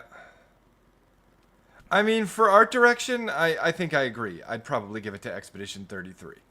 I'm just playing devil's advocate a little and saying, well, yeah, but 3 Well, of it does these- look different to me from what we've seen before many Well, times. I mean, if you play the first 5 minutes of that game, yeah, it does look very different. Yeah, I they haven't did started some it yet. crazy shit. The It world was pretty map cool. also, and all the different... How far did you get, Slender? A ways. I have to. So once I you have get to into Act 3, where you get into like... yeah. I have to pick it up again because Xbox Game Pass. Yeah.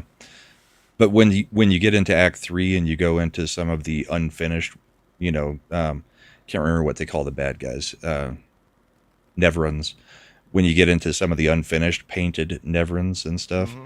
it's very interesting designs. Yeah, yeah. I don't disagree. So not all of it is hyper realism. All right, And the so- overworld, the continent, the map, all of that stuff.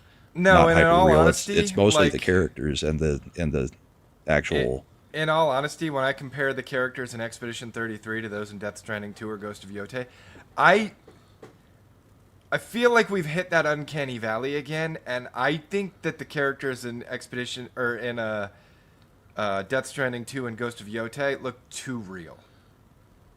Right? Like, I want them to look close to real, but I don't want them to look too real. And these fuckers look too real. In Expedition 33, they didn't look too real. They looked animated still. Yeah, we came right up to the edge of the uncanny valley without falling in. Although there are a few scenes where the eyes look wonky. But Sydney Sweeney's got wonky eyes, so it happens in real life. Pair of them, that's for sure. She's got a pair of something. Yep. All right, what do we got? Lightning shot by Ranton there. Best narrative. Stars 3 went up. We have Claire Obscure, Death Stranding, Bye, Josh. Ghost of Thanks for Yotei. being here. Cheers, Kingdom Josh. Later, Come Josh. Deliverance, and What- Silent Hill F. Sorry, I didn't Josh. catch what the category What was. was this category? This one is Best Narrative for Outstanding Oh, Storytelling and interesting. Narrative Oh, it's development in a Claire game. Obscure It's Claire automatically. Obscure all day. See, this is where That would be the liked to- biggest travesty of all of them if it did not win this one. Yeah, if we are giving it a subcategory, it's this one. It has an amazing story. I'm sorry. There we go. Well, It is a full-on deep dive Ghost- into grief Ghost- and loss. yeah, but come on. disguised. Ghost of Yotei does have the angry lesbian narrative. All right, putting you back behind stage again. All right, Best Game Direction. Get it out of your award- system, 70s. Are you done talking about how great Ghost of Yotei is? Okay, you can come back now.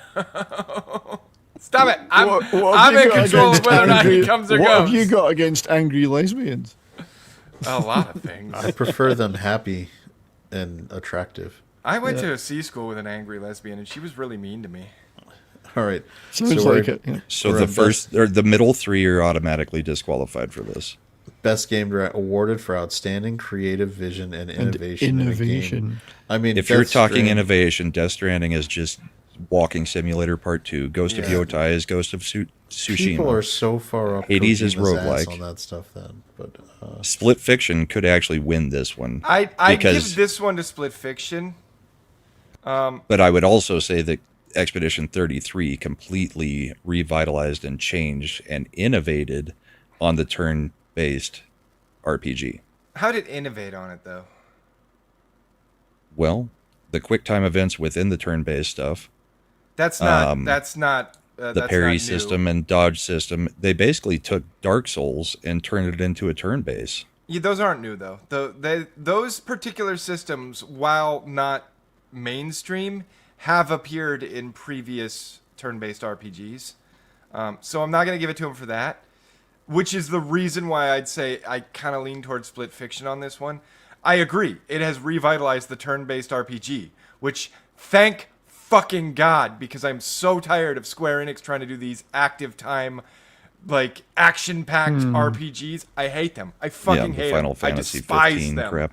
Yeah, hate them. So I'm So do I. super glad that they're revitalizing the turn-based RPG, and I am greatly appreciative of that. But the quick time events mixed in, that's not necessarily a new thing. Well, which ones are you so- thinking of? Well, I Super know Mario all the way back to RPG Final had 'em. Fantasy 3 had, the character where you could do the different inputs. Yeah, Final Fantasy 3 Legend had of Dragoon some of that had stuff. a Legend button of Dragoon. press. They did some similar stuff to that in a lot of the Mario RPGs, like the Paper Mario. They had stuff like that too. They've done it in a handful of places, but I don't disagree that Claire Obscure did it really well. They iterated on that formula a lot. And they made that formula integral to the entire system instead of just kind of an extra. They did, but they they did a lot also right. didn't once you get to a certain point. Like, I don't... Where I'm at in the game right now on the replay, I've basically made a machine gun character. Oh, Where I don't even have to use the abilities. It's just throwing together all of the different pictos to make a character that could play the game, without partners and without having to use any abilities, just using the shoot and refilling your AP through all the things you throw together. dude, that's my Kinda favorite like, part of the games, though. kind of like Final Fantasy VII, when you create the materia merges that are just so synergistic that it Yeah, almost plays itself. You do the quad cast with Yeah. the Knights of the Round. Podcast, Knights of the mimic. Round, or, well, I think I did one of the dragons. I did buy him at 0 because it was a shorter animation than Knights of the Round, just Yeah. because they forced you to watch them back then. Yeah. Well, what you do is you just fire it off, and then you assign your other two characters to mimic that, and then you And just auto put a rubber revive band- Phoenix. Yeah. And you So just put a Brahma's rubber band been- around the controller and you leave. Brahma's Yeah, I been like dying- breaking games. he's been- Yeah, that's Brahma- my favorite part. Like, I had so much fun with Final Fantasy VIII Junction System because I broke it, and I pretty much one-hit every boss until the last boss of the game. And all it was were you was merge Demi to strength, get Diablo, immediately unlock Dark Side attack, and you never have to fight enemies ever again. You just hit them and they die. Mm-hmm. Brahma's been dying to use the word synergistic ever since this show started. And he got it. He got his chance. Well, when you're It's an doing RPG ascendant word. systems, RPG systems, you want that synergy. Your gameplay loops have to synergize. Well, and it's the same thing with games like Mega Bonk, and it's the reason why I play all these games that I've been playing, like Clover Pit. It's a freaking slot machine, but it's a slot machine there's a completely roguelike different reason where like you're that. trying to break the system by getting all of the different things to work together to make it break the system. You like that game because you have a gambling problem. We understand. Yeah. But no, it's something. I mean, I think we've talked about it here. I know I've told Bride about it because every time I go on these kicks about games sucking now, I'm like, listen, a game doesn't have to appeal to everyone, and it doesn't have to do everything. You don't need every game to have a crafting system, every game to have survival elements, every game to have base building, every game to have decoration. You don't need that. You make a game, and you get one solid gameplay loop. Then you attach 3 to 5 additional loops, and you make sure that they all synergize with each other. Don't do anything more than that. Fucking polish. No, I want crafting. Polish and tune those Gross. main main gameplay loops. I I love like crafting too, but like I love crafting in games. if it's not properly incorporated into the gameplay, if it's just its own little separate loop, it eventually becomes fucking pointless. Yes. I see what you're coming from. Soul is right though. Lesbians and semen don't mix. That's true. But back to Except this when they want to category, I be- could see Split Fiction maybe winning in this one. I Even though could. I personally, my vote goes to Expedition 33, but I could see Split Fiction taking it. Now we've got the 6 nominees for Game of the Year. 4 of these should never Well, have even here been we go. nominated. Claire Obscure, Death Stranding, Donkey Kong Bonanza, Hades 2, Hollow Knight Silksong, and Kingdom Come Deliverance 2. I mean, we all agree it goes to Claire Obscure for this. Claire Obscure. Claire Should. Obscure. Easy. As much as I like Silksong, Claire Obscure should automatically win this category. I don't know why it should automatically win the category, but I agree Because with it you might that be should best win. game of the decade. That's a bold one. I don't. It might be. I really Elden liked Ring Persona is the 5. only thing giving it a run at this point. I really liked Persona 5, so. Elden Ring. Yeah, Elden Ring would give it a run. Elden Ring and Expedition 33, I think, are the only 2 games I would put on a,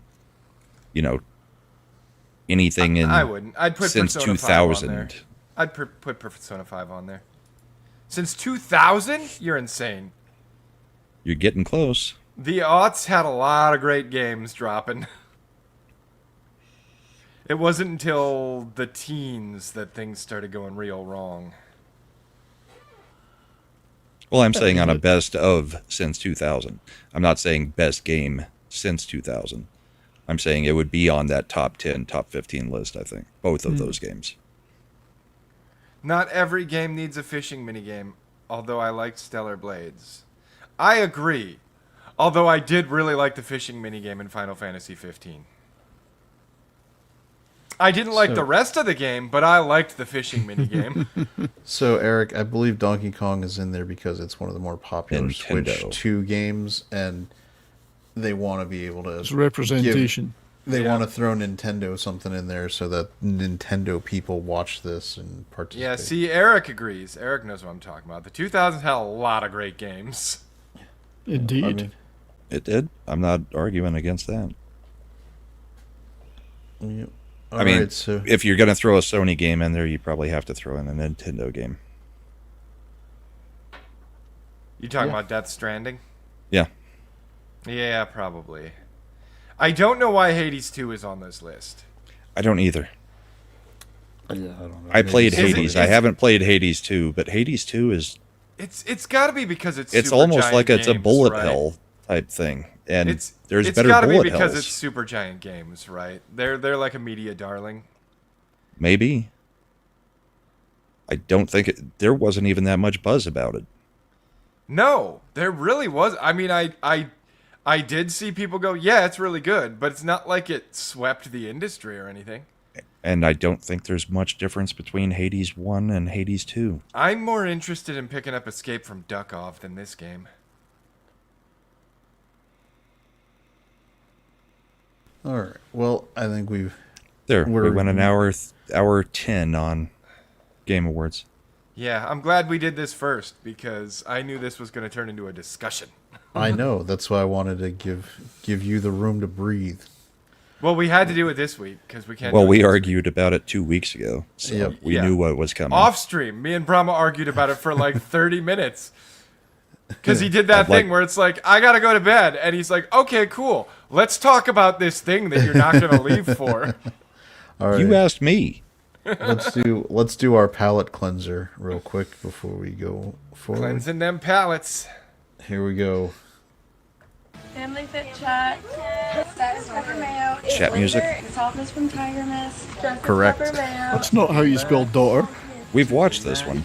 You I don't always think say we've you watched do. this one. Dad only shoots out gold. Unca Snow Bunny Factory. Bros out here building a dynasty. It's a different song that they're using. Yeah. Recipe. I think the next line might be the one gets hot streak like Steph. Someone put dad on that. Fantastic, give me 14 more. Keep dad on production. The man's a machine. Superior genes, his legacy's pristine. Yeah, I don't know though. I didn't get enough personality to make the decision whether or not he should keep making more of those. Sir, I'd like to marry your This daughter. was not Which based one? on personality. Doesn't matter. No. They could be complete like bitches. fembots, dude. They could Yeah. be trying to kill us. Yeah. They're all sought after. They're all trying to kill Family us. Fit Chat. That's true. Yeah. All right. Real quick, I did want to share because I know Brahma, your family, you got some people going to see it. Five Nights at Freddy's Ugh. 2. You get Five to the Nights movie at and Freddy's being television fingered. segment when it's ambient time. Yes, Tina. Yeah. Sorry. Five Nights at Freddy's 2 is going to take the #1 spot over Zootopia 2. Is anyone surprised by this? Yeah, because Yes. Zootopia 2 made Zootopia made almost $500 million in Yeah. the first weekend. But Okay. it's interesting because Globally, though, thought Brahma- 128. I thought 128 you might domestic. understand this, but like the premium movie going age people right now, this is their jam. Like they Oh, I know. grew up with this shit. They love that shit. Like I understand it, but dropping off from a $500 million opening weekend to getting beat by Five Nights Yeah, at but Freddy's is a huge thing. 500 million globally, not domestically. Yes, globally. So, wasn't it? But it was like still 100 130 million or whatever. 128 million domestically. dude, Yeah. Zootopia 2 deserved to make That means more it's than like a Superman in its 70% drop opening. off. Superman was not That's what that seems to good. happen now, though, isn't it? 70% drop off. Zootopia 2 was Not all. actually a pretty good kids movie. I mean, Supposedly it was it's- good, yeah. I wouldn't. But yeah, I know wouldn't- my grandkids who are like 8 and 6 would prefer Five Nights at Freddy's to Zootopia. Which is interesting. Yeah. This one is getting just savaged by not even when I say it's not even just like the traditional film critics, people who would be open to Five Nights at Freddy's, are just talking about how terrible this movie is, and yet I haven't seen a single person that's come into chat that's seen it or anywhere else on any of the channels say anything, but it's great. So, like Jeremy Johns, like guys like that, savage said it's terrible. But the like you're saying, the younger people who grew up with Five Nights at Freddy, they just like, it's lore dump, it's this, that. They love the lore, that it's doing all this stuff. So, like I'm sure Slender and his kids will do. Okay, just looked it up, right? Rotten Tomatoes. Yeah, the critics gave it a 12%. The audience has it at 88%. Yep. It's giving that audience what they want. Yeah. Now, where I'm going to say that I think they need to be careful with the Five Nights at Freddy's, and I think they are doing this.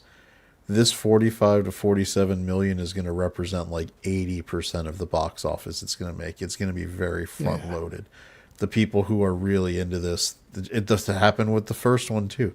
They went and saw it opening weekend, and then it dropped off a cliff. It was not a Minecraft. The first one was a different thing because they released it on streaming same day. My daughter watched it on streaming and then still went to the theater to watch it a second time. Yeah, my kids went to see it in the theater. I am gonna what did the first one? I think they're out seeing it. I think they're out seeing this one in the theaters right now. So is mine. Literally right now, she's at the theater watching the movie. I'm gonna look up what the first Five Nights at Freddy's made domestically. I don't. But think this one will. I'm gonna tell you right now. It was a streaming and theater release day and day. Would you let me finish? God damn it! This one is not gonna make as much as the first one. I'm gonna go get another beverage. I'll be back in 5. That is what I'm getting at. Even with the simultaneous release they did on Peacock and theaters, I think the people who wanted to see this one are the same people who went and saw the first one. It's gonna be basically, it's like Star Trek used to be in the 80s, right? Star Trek had a built-in set audience, and if you expanded your budget beyond what you were going to get from it, you were screwed.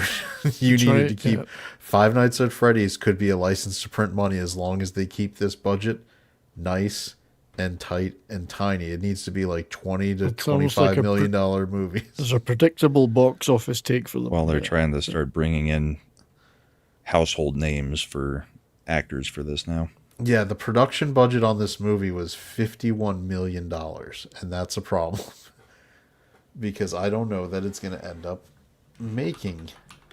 My point is, I think you'll have a good portion doing repeat viewing, at least one repeat to catch all the lore crap. Because it's not streaming this time. I don't think that's going to happen. That's where I think that you're going to get the front-loaded big audience burst opening weekend, and then it's going to drop off a freaking cliff. I think you'll see a third probably go see it again. Because they can just watch TikToks or YouTube to see the clips. It'll be in a theater. Someone recorded it, just like the other stuff where people did that. And they won't need to go back and watch it again. So they'll wait for it to be on streaming if they wanted to look at it. I don't know. This is the same argument. We'll see what the daughter says when she gets here, whether she's going to go see it again or not. This is the same thing I get into with like when it comes to the John Wick movies. If you're Lionsgate, you can keep making John Wick spin-offs, movies, whatever, forever. You need to keep the budgets like around $30 million and you'll be fine. The problem is you're making the Ballerina with a budget of like $120 million. You're making John Wick 4 with a budget of $150 million. You're getting ungodly amounts of money that you're putting into these movies that will make only so much back. All right. So the first Five Nights at Freddy's domestic gross total was $137 million. And that's so I think this one would be right around the same thing. And look, I'm going to show you the chart, and I know day and date part, but this is Slender says kids 4 and 5 loved it, and they're going to see it again tomorrow. I think mine will be the same. And I think there will be a lot of other teenagers that are also the same. They're the same people that are going to get it to 47 million opening weekend. That's where the opening weekend money is coming from. And look at But this. not everybody who's going to repeat theater is going to see it. This was the trajectory. First and second day. Okay, this is the trajectory of the first one. Mm-hmm. Look at that. It just flatlined. And I know, I get it. You're going to say day and date with Peacock. This one is going to be the same thing. We'll compare it. I wish the numbers worked faster. Their website is so slow. It's because they're throwing up ads. I need to get Get your ad blocker sorted. I had uBlock Origin and fucking Chrome blocked Give it. your ad blocker a tug. Good. I don't even know what the nope part is in response to. You Probably me saying, yeah, no. This is where I'll make a bet. Well, hard disagree. Chad is dumb. Yeah, okay. Chad is a dumb. All right.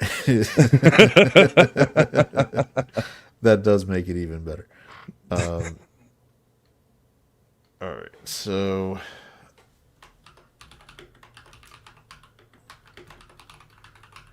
let's see if it preloads. I think I have to do the apostrophe. First one had it. Yeah. No, but it doesn't even let me do it in the search bar. Ambiguous input.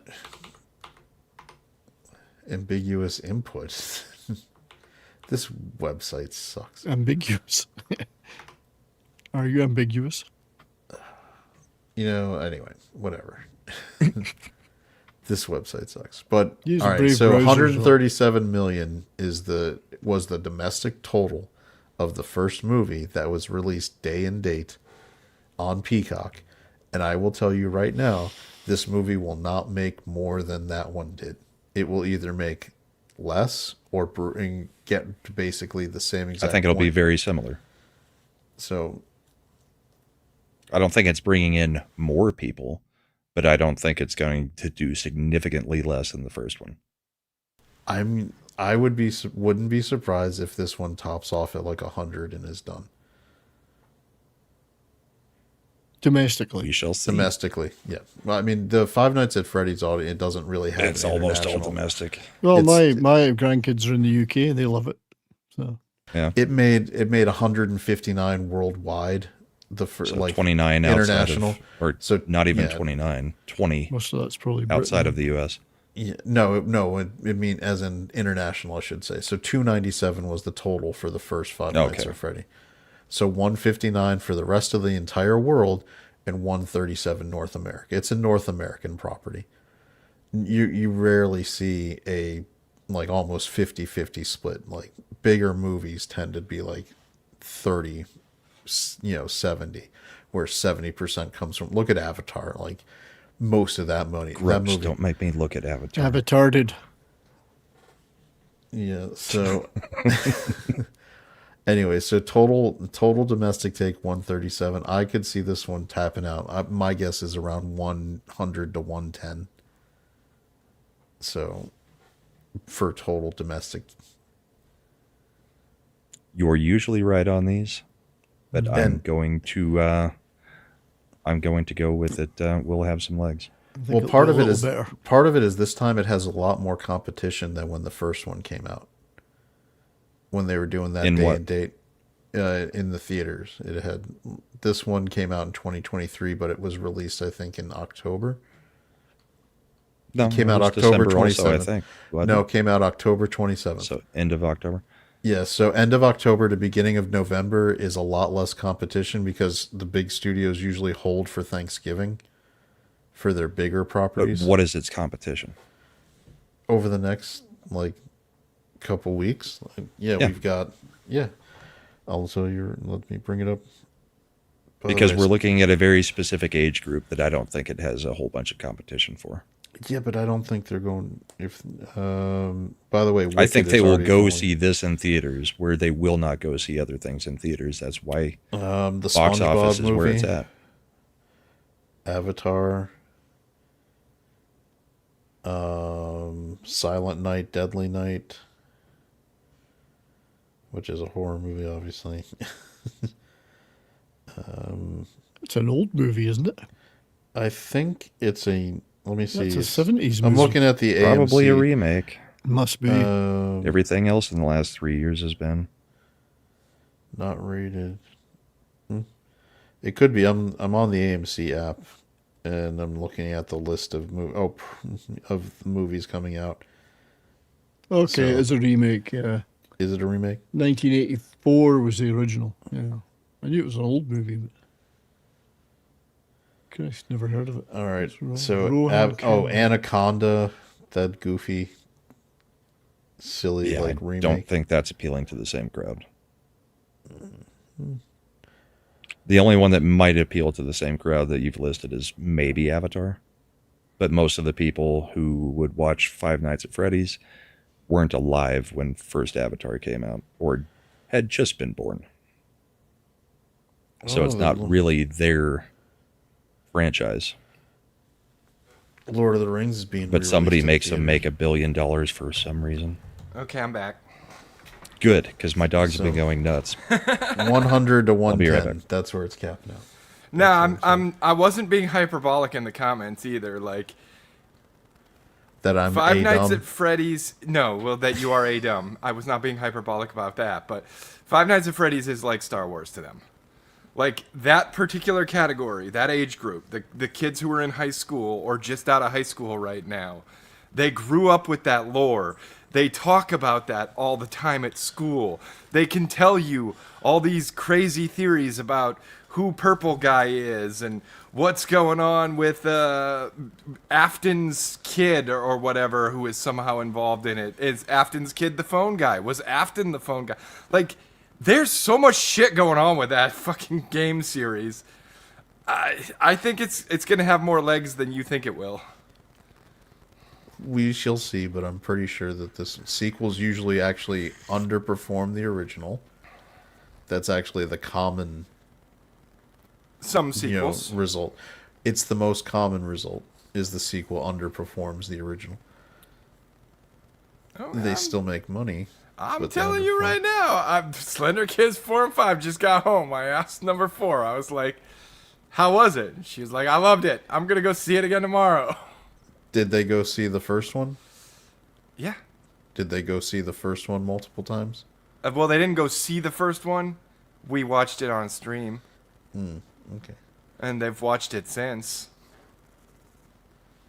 Like, I think they're going to go see it. And I think it's going to have more legs than you think it is. I don't know, Brahma, if you heard all that, but like, No, I was away. that is a certain generation's Star Wars. Like, they talk about the lore, they talk about it with their friends at school, they geek out on that shit like we did back in the day with Star Wars and comic books. I think if the FNAF, if it was even decent, it's gonna have more legs than we think it will, because that generation is gonna carry that shit. If my daughter comes home saying anything other than it was okay, that means she loved it. Because she doesn't get excited about many things. Yeah. So We'll know if pretty it's quick anything next above just a plain, it was all right, Yeah. then that means it was fantastic. week. Luckily, this again we'll know by next week pretty much whether it's tracking to do that or not. So at least we won't have to wait long. That same generation keeps saying 6, 7. Yeah, I don't know what they laugh every time. So stupid. I don't get it. It's been explained to me, but You're it's not so supposed fucking to. dumb. At this point, they just say it all the time about Yeah. everything. So it's like, whatever. Whatever meaning it might have had, at this point, it's just... it's just the okay boomer thing to say to everybody that's older than them. What was Ready or Not about? I don't even know. I don't remember. I remember there was, what was that, a show or a movie? Somebody was saying something about Ready or Not 2 coming out next year. Yeah, that Ready or Not is a great movie. Was it you hadn't seen it, Slender? I don't think I have. Which one is it? I don't That's remember the one what with it is. Samara Weaving, where she marries the board game manufacturing heir, and they play a game when there's someone who new marries into the family, and she draws hide and seek, and it turns out that that's hunt you down to kill you game. Yeah, I did see that. Okay. It's good. It's not good enough to remember the name. It doesn't sound like my kind of. No, movie. it's a black comedy. It's done comedic, and it's pretty funny. I mean, the one that caught my attention today was an anime called "May I Have One Last Request." Oh, you haven't been watching that? No, I just watched the first episode today, and she punches that chick right in the fucking teeth, and I loved it. And it's like the same day dub. I would have thought you were already watching it. I was not already watching it. The one we were watching that we had to, put the brakes on because the dubs haven't quite caught up yet is, what the fuck is it called? Watari-kun's Censored is About to Explode. Oh, yeah. It's actually pretty good. I kept not watching it because I was like, what the fuck is this? Yeah, it's about to lose this shit or whatever. This is going to be one of our rare 3-hour streams, isn't it? No, we're gonna switch. We're gonna switch right now to. I think we'll drop Landman because I think I didn't watch it. We'll do Stranger Things. Okay, right. Stranger Things. Stranger Things because it's in the thumbnail. I watched the entire fucking first drop, so. And you enjoyed it for the most part. Yes and no. But it's the same things you've liked about it and the same things you've disliked about it for several seasons now. Basically, yes. The things they did right, they did very right, and the things they did wrong, they just can't fucking help themselves. They're gonna keep doing them wrong. And then we added more gay. Yeah. Also, would it kill you to just hire one consultant who knows anything about the military? Just fucking one. Yeah, the way they were holding their guns was a little bit silly. The way they were holding their guns, the way that when they knew, oh shit, it's about to go down, all these monsters that can basically just shrug off bullets are about to come up through the ground. Let's all stand around and shoot at them while forming a circle around them so that we can shoot each other in the process. All right. So let's address, because this goes back to the first, what we were talking about. Go ahead. Just him with the military. It's like that part bothers me. That the Demogorgons, can be almost their murdered their power scaling is completely. Yes, they can murder a whole freaking branch of the military, but a mom can stab one half to death and still survive, and the kids can set traps for it like Home Alone and manage to. It's stupid. But all the military men are like, oh, yeah, let's not get to cover. Let's not form overlapping fields of fire. Let's stand out in the open and let ourselves just get wrecked. So it's funny because I watched Monster Squad for the first time with my son this Wolfman's got nards? Yeah. And it reminds me of Monster Squad because you're watching Monster Squad, right? And the entire sheriff's department is getting just wrecked. But these little preteen kids are going in there, and you got, but fat they know kid. The monster's weaknesses. Fat kid picks up a shotgun and shoots the creature from the Black Lagoon. Yep. And the creature had just killed 6 cops who all had guns and shotguns and didn't take a shot. Apparently, it was crazy. Mm-hmm. Then we had they had rules of engagement. The 6-year-old didn't. Yeah, which is if I see a fucking gill man monster, I'm not going to shoot at it. Anyway, but so this is what so this is what I'm getting at with Stranger Things is when they do, it's almost like an 80s throwback when you do this kind of kid-oriented show. The problem is this show should have been done 8 years ago. Yeah, did you just call this kid-oriented still? It used to be. Yeah, it's not kid-oriented. Now every second line it has a GD thrown into it. Well, it's non-stop. And every single fucking season, they find a way to make Nancy Wheeler even more insufferable than the last. And uglier. Yeah, well, because she's getting on Ozempic and she's losing weight, and it's a problem. She already didn't have any weight. And now she's like 43. Do like the the Jordan. whole scene where she threatens to shoot the guy in the dick, and then she says, "And you know I can hit any target, no matter how small." And I'm like, Wah, wah. I would, as soon as she turned around, I would punch her in the back of the head and take the gun and be like, "Who are you gonna shoot now?" I did. You know what you need to do, Brahma, is in the Shorzy voice. Be like, you didn't have any titties before. You didn't have any titties before. You're not going to have them now. Okay, Jordan Peterson. Give your Yes. balls a tug. Shorzy is basically George Peterson. It is Jordan. It really is. Yeah, but Kermit, all right. Jordan Peterson, Mahomes, and Shorzy are all basically the same person. We all talk the same.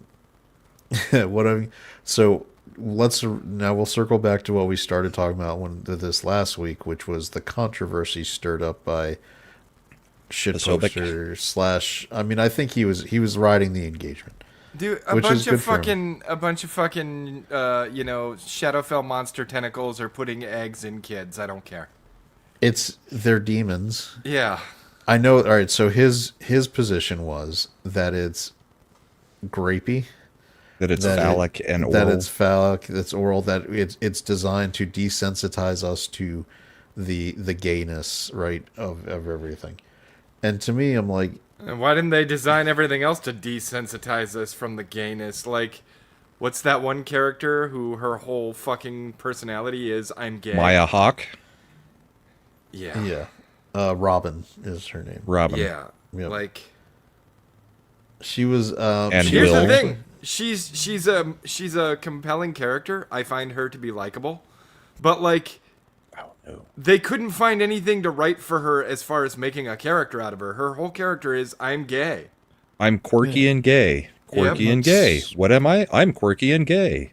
Mostly My whole gay. life is quirky and What gay. else do you do? So so when she was introduced, I think it was in the second season when they were working at the mall. The mall season, yeah. Yep. And it worked really well with her and Steve in that context, where Steve had graduated school and he had lost all the stuff that made him cool, right? He wasn't the cool high school jockey guy. He was like the loser guy working at Chips Ahoy or whatever, or Scoops Ahoy, whatever the ice cream place. Yeah. Scoops up. Wearing the hat. Yeah. Yeah. And so him and Robin had was- that good dynamic. And it worked It was pretty basically well. Fast Times. Yeah. So that was good. Then the third season, they put him at the video store, or was that the fourth season? I can't. I don't keep know. track. It's been 12 years. Yeah. This show needed to be this is the big cardinal, like the original sin of this show is, and Netflix in general, is that they wait too long to do their next seasons. These kids, they should have this 5 seasons, by the way, which is only going to end up being what, like 40 episodes over the 5 seasons of a show. Yeah. They should have done it over 2.5 years. And Agreed.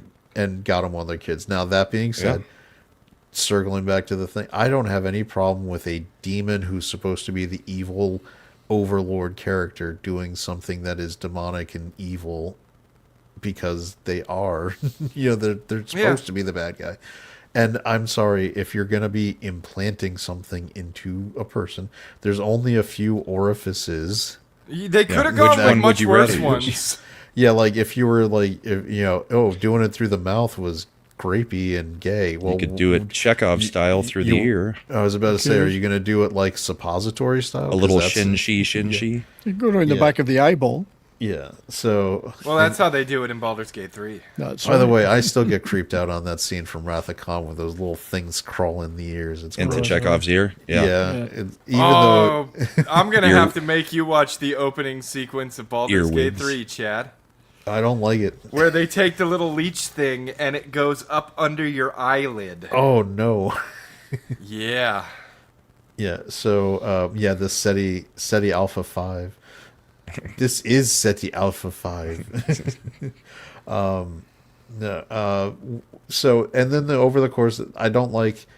What was it? 11 is like in her fucking early mid 20s now, and it's clear. You got all Dude, these. I don't like that 11, like I said, they did this with several of the female characters, and I know, it's, I'm the only one in the world who notices, and nobody else has noticed, but like they don't even care if the woman is the good guy or the bad guy as long as she's the authority figure.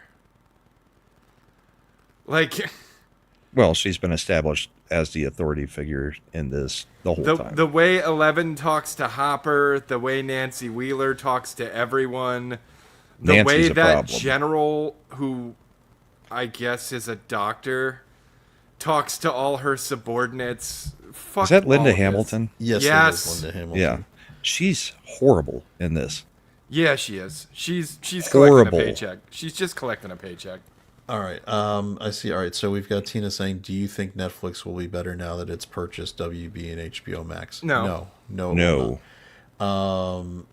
Davina's saying, "I think they'll axe physical media ASAP." Yep, I don't. they don't care So about they physical will. media. Here's what they'll do. They will not publish it themselves, but they will. Shout Factory's about to be making a lot more Blu-rays and 4Ks, because what they'll do is they'll fucking be like, "Look, we don't give a shit, but physical media collectors are not our jam anyway, so we'll license it to Shout Factory already does that. That's their whole business model, is to get the rights to movies that are otherwise out of print from physical media and then put out physical editions. There's a video game company, like what's it called, the one that what's her name used to work for before she got fired, the one who works for Eric July now, Carolyn. Yeah, she used to work for, it was a video game one. I can't remember which one. Short run games, or like, anyway, It their don't whole matter I know which who you're one. talking about. but their whole business model is the same idea. They take out of print games and they'll make new physical copies of it that they limited run games, I think is the name of it. Right?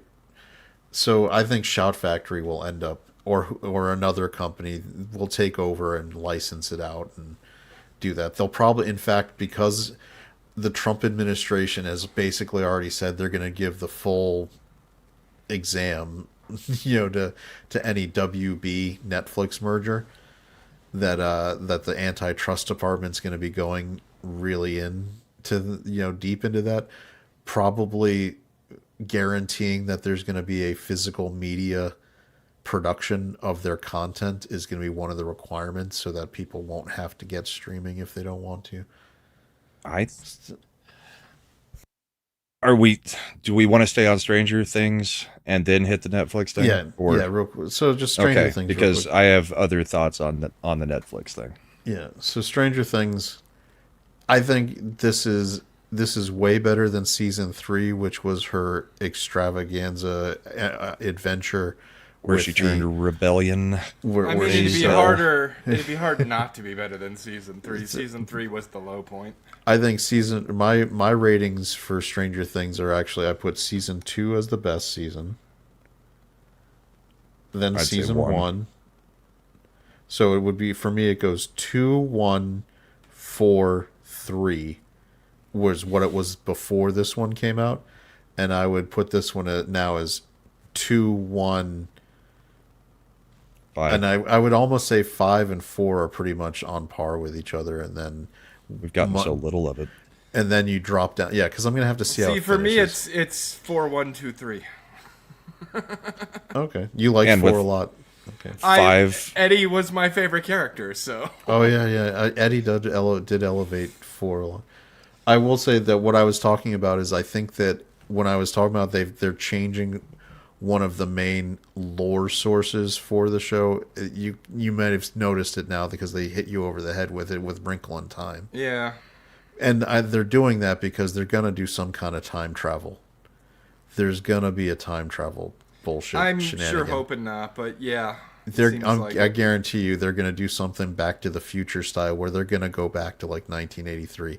They used de-aging technology on the Will character, and I think that was a precursor to them doing that with some of the other stuff, and they're going to end up doing Back to the Future 2 style, where we're revisiting season 1 with our older characters going back in time somehow and recontextualizing, or stopping it before it even happens, where we do the Back to the Future 3 ending where the fax machine message just disappears, and you get the future is unwritten. You can do. So what you Will's want. going to go back in time and groom himself to be gay.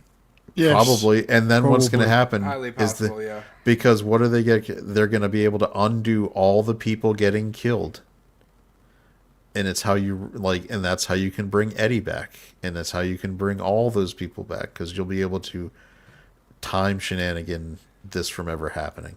Honestly, they shouldn't have brought Max back in though. Nope. Like, Pointless. I'm not saying she. There are needed no to be stakes dead. if you don't kill people off every now and then. I'm not saying she needed to be dead, but like the whole scene with her was just an excuse for an exposition dump that we already knew everything she said. And if I have to hear her freaking stupid song again, Yeah. Are you running up? I that will hill? turn it off. Like Max was it pointless. is overdone to the point of every time she's on the screen, we've I got to hear the saw- stupid song. There was a funny interview with Sadie Sink where they were talking to her about shooting the scenes where she's in her coma, and she's like, "I just fell asleep." There was a lot of that where I'm just actually asleep because I got so bored just laying there. I also hated the 11 Deus Ex Machina where she tries to infiltrate the base. And she's like, I'll time it with the thunder. And he's like, you can't time it with the thunder. And she's like, 7 seconds. 7 seconds. That was the dumbest thing I ever fucking heard in my life. Okay, great. You timed it with the thunder. Then a second later, you slid down a glass window and it went... Nobody heard that? Also, I can't ever remember the character's name because I don't care, and I'm not going to go back and learn it. The black girl's character is I hate her. She is the insufferably stupid. She Like, is. there's she is on nothing the more same annoying than level that actress in this. Yeah, she's on the same level as Nancy Wheeler. But at least Nancy Wheeler is, critical to the story. and not Erica? supposed to be It's 10 Erica. years old. Yeah, it's Erica. There was no point in adding that character. She serves no purpose. Other than to be mouthy, and a mouthy 10-year-old was one thing, kind of funny for a couple minutes. Now that the actress is probably 19 and still trying to do it, playing a 12-year-old character, no, it doesn't work. No growth for the character. And I get that time really hasn't passed in that world, but it's like, it doesn't work because they've taken so long to make this freaking show. Mm-hmm. Yep. Now, what they did with Will, I liked what they did with Will. Because that was a that's a nice twist on the infiltration, right? It's almost like Harry Potter, right, where they did you start getting some of the power set. Yeah. Or well, and the it bad feels guy. earned. Like if anyone deserves to have powers, he does. If anyone doesn't, 11 doesn't. Or Wizard of Oz, you had the power all along. Yeah. Or The Shining. But yeah, I think they've done good things with like Will and what's the fat kid? Starts with a D, right? Dustin. Dustin. Is Yeah. it Dustin? Yeah. Like I think their characters feel the most developed and feel like they've earned wherever they happen to have ended up so far. Oh, I thought Dustin just turned into a whiny little bitch. Which one? The fat Dusty's The one on the Dusty's- screen wearing the hat. kid? Yeah. He's still dealing with the fallout of the fact that he was the only one who knows that. Yeah, Eddie but was- he fights and Yeah. he doesn't let his problems be everyone else's problems. I don't think he's a whiny bitch at all. His whole thing with Steve right now is annoying. Well, I think he's right. Their bickering is annoying. I agree with him on that though. Sure, but it's every scene the two of them are in, which is they're always in the scene together. I'll give you that. So there's really nothing going on with those two characters besides bitching at each other. Jonathan's still useless. Yep. I don't think they can recover that character. I'm And glad they still have this stupid love triangle thing going between Steve and Jonathan and Nancy, and it's like, why would any two guys be fighting over this chick ever? Yeah, why fight over Nancy? Ever. She's horrible. She's not even good enough to put on the poster. She's on there. Where? Isn't that her on the right? Which person?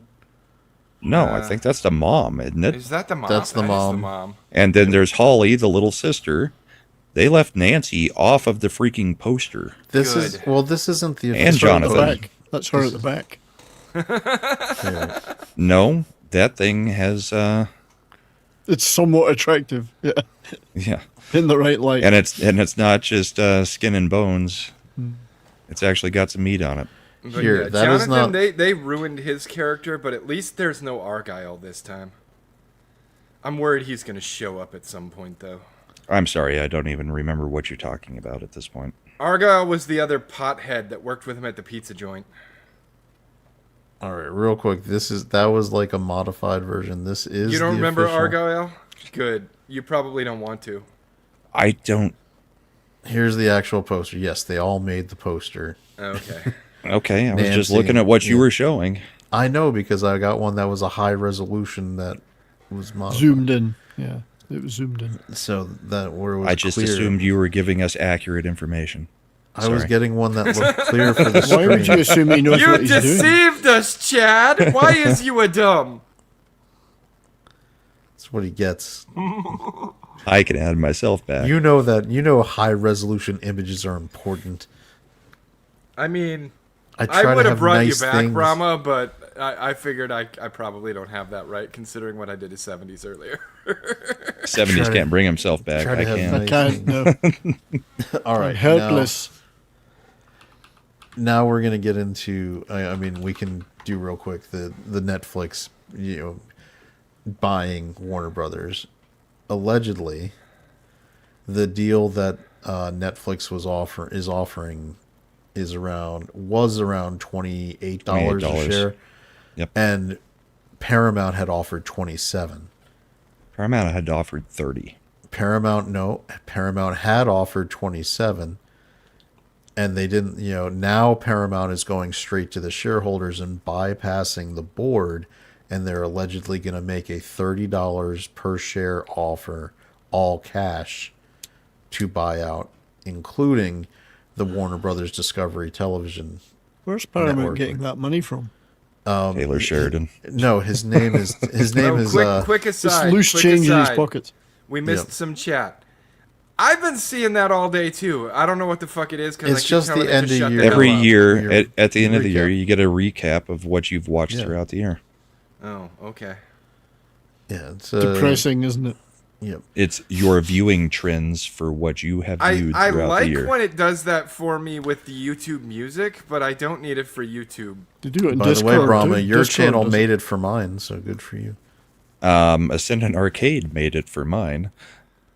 But not Ascendant Art, even though every week I am in the chat because I also monitor the chat not back here, but in the actual chat. Well, And Ascendant what- Arcade made it for you because every time I stream Silk Song, you like to watch me get really, really pissed off. Yeah, I watched a lot less of that than I have of me being on here every Friday night for the past year. I suppose that's true. But also, my daughter and I both found it funny that neither Charlie Kirk made it on either of our things, and politics was not a topic that it says that I am interested in.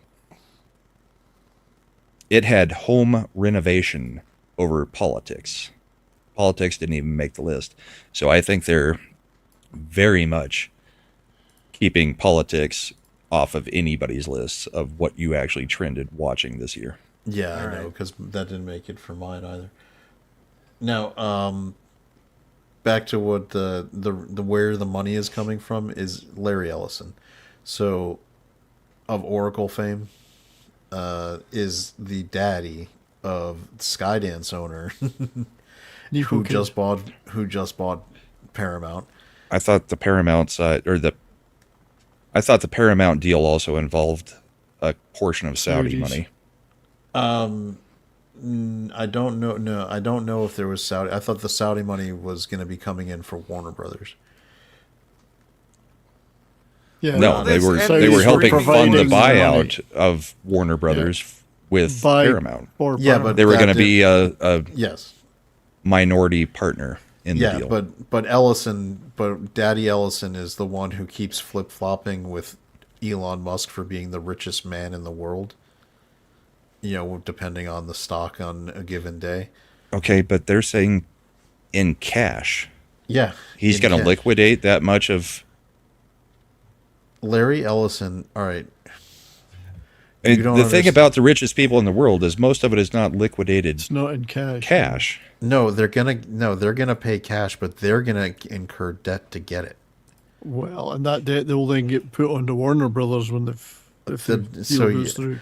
When Yeah. they say in cash, what it means is as a shareholder, like for me, I own Warner Brothers Discovery stock. I bought it when it was like $7 because I knew it was gonna get swapped and I'd do pretty well on it. As a shareholder, instead of a partial what Netflix, there's going to be stock swaps part of it where you don't get just straight cash. So like what Paramount is saying when they say cash means that I, as a shareholder, however many shares I have, where I might have bought it at $7 or $8 a share, they will pay me 30. The current closing of the Warner Brothers Discovery stock was around 22 the last day I looked earlier this week. It's quite a premium on the stock value, and that stock jump has happened mainly since they said they were going to let someone explore buying it out. It had been trading consistently. Since Paramount had already offered Yeah. 3 times to take over. Previous to that, it was trading around $12 a share, 12, 13. So it's already jumped up significantly. Most people who are in it, like me, got in it much cheaper, so we're all going to do okay. So for me as a shareholder, I would get $30 for my shares. When they do other things, sometimes you don't get just straight money. You get X dollars for your shares, plus you're gonna get you'll get Class A, Class Stock B, or in Class the new- C stock in the new entity, or Netflix might give me Class C stock in Netflix, and it's gonna be diluted, like because a Warner Brothers share is not anywhere near what a Netflix share cost. So I might get like a 0.0 whatever share of Netflix. That's why Paramount is trying to poison pill it by going directly to the stockholders, because you have to vote as a stockholder on which thing to agree to. Right now, if Paramount says we'll pay you 30 in cash, meaning you just get straight $30 a share, that is better for me as a stockholder than what Netflix is proposing, which is a value of $28 a share, but it's a mix of different items. But I've also seen in multiple reports that if Warner Brothers now backs out of the Netflix deal, it's a $5 billion penalty. No, Netflix will pay them $5 billion. Why would they? Why would Netflix pay them $5 billion for Warner If Brothers they back backing out. out? No, because That's Warner Brothers breaking the contract. No, if it ends, it's because, all right, Warner Brothers is the reason you get the breakup fee and it goes from Netflix to Warner Brothers is because if Warner Brothers, and the real risk for Netflix and Warner Brothers is regulatory approval because of antitrust issues. So if if the deal can't happen because of regulatory issues, Netflix pays Warner Brothers $5 billion because Warner Brothers has now wasted over a year of time they could have been otherwise already making deals. Well, that's a different scenario from Warner Brothers backing out because they've suddenly decided they want Paramount instead. It's not a backing out, No. it's a breakup fee. So Warner Brothers could break up tomorrow and just get paid $5 billion Yeah. because they want to should break do up. that. It's not just going to be something you read in it. There's going to be terms that are. It's like when you put down earnest money on a house. This is Netflix's earnest money as the buyer. And if you don't have specific reasons to back away from the deal, you forfeit that money when you leave, when the deal But goes everything south. I have seen is saying it the other way around. I'm telling That you it's on Warner Brothers not to break up because Warner Brothers would have to pay that. That's not ever how one of these deals work, but I'll look it up real quick. I don't know. If Warner Brothers break the deal, surely they have to pay. I mean, it's more like a prenup. Because otherwise they Saying- can say, we're just going to steal your $5 billion. All right. No, because all right. So, God, no, I don't want to buy Bloomberg. Again.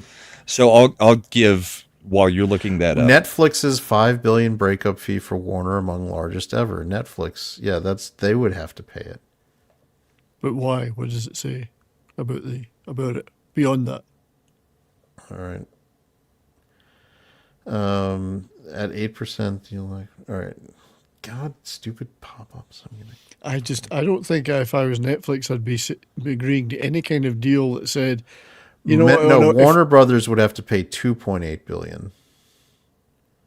So Netflix has to pay Netflix acquisition of Warner includes one of the biggest breakup fees of all time, a $5.8 billion penalty that Netflix has agreed to pay its target if the deal falls apart or fails to win regulatory approval.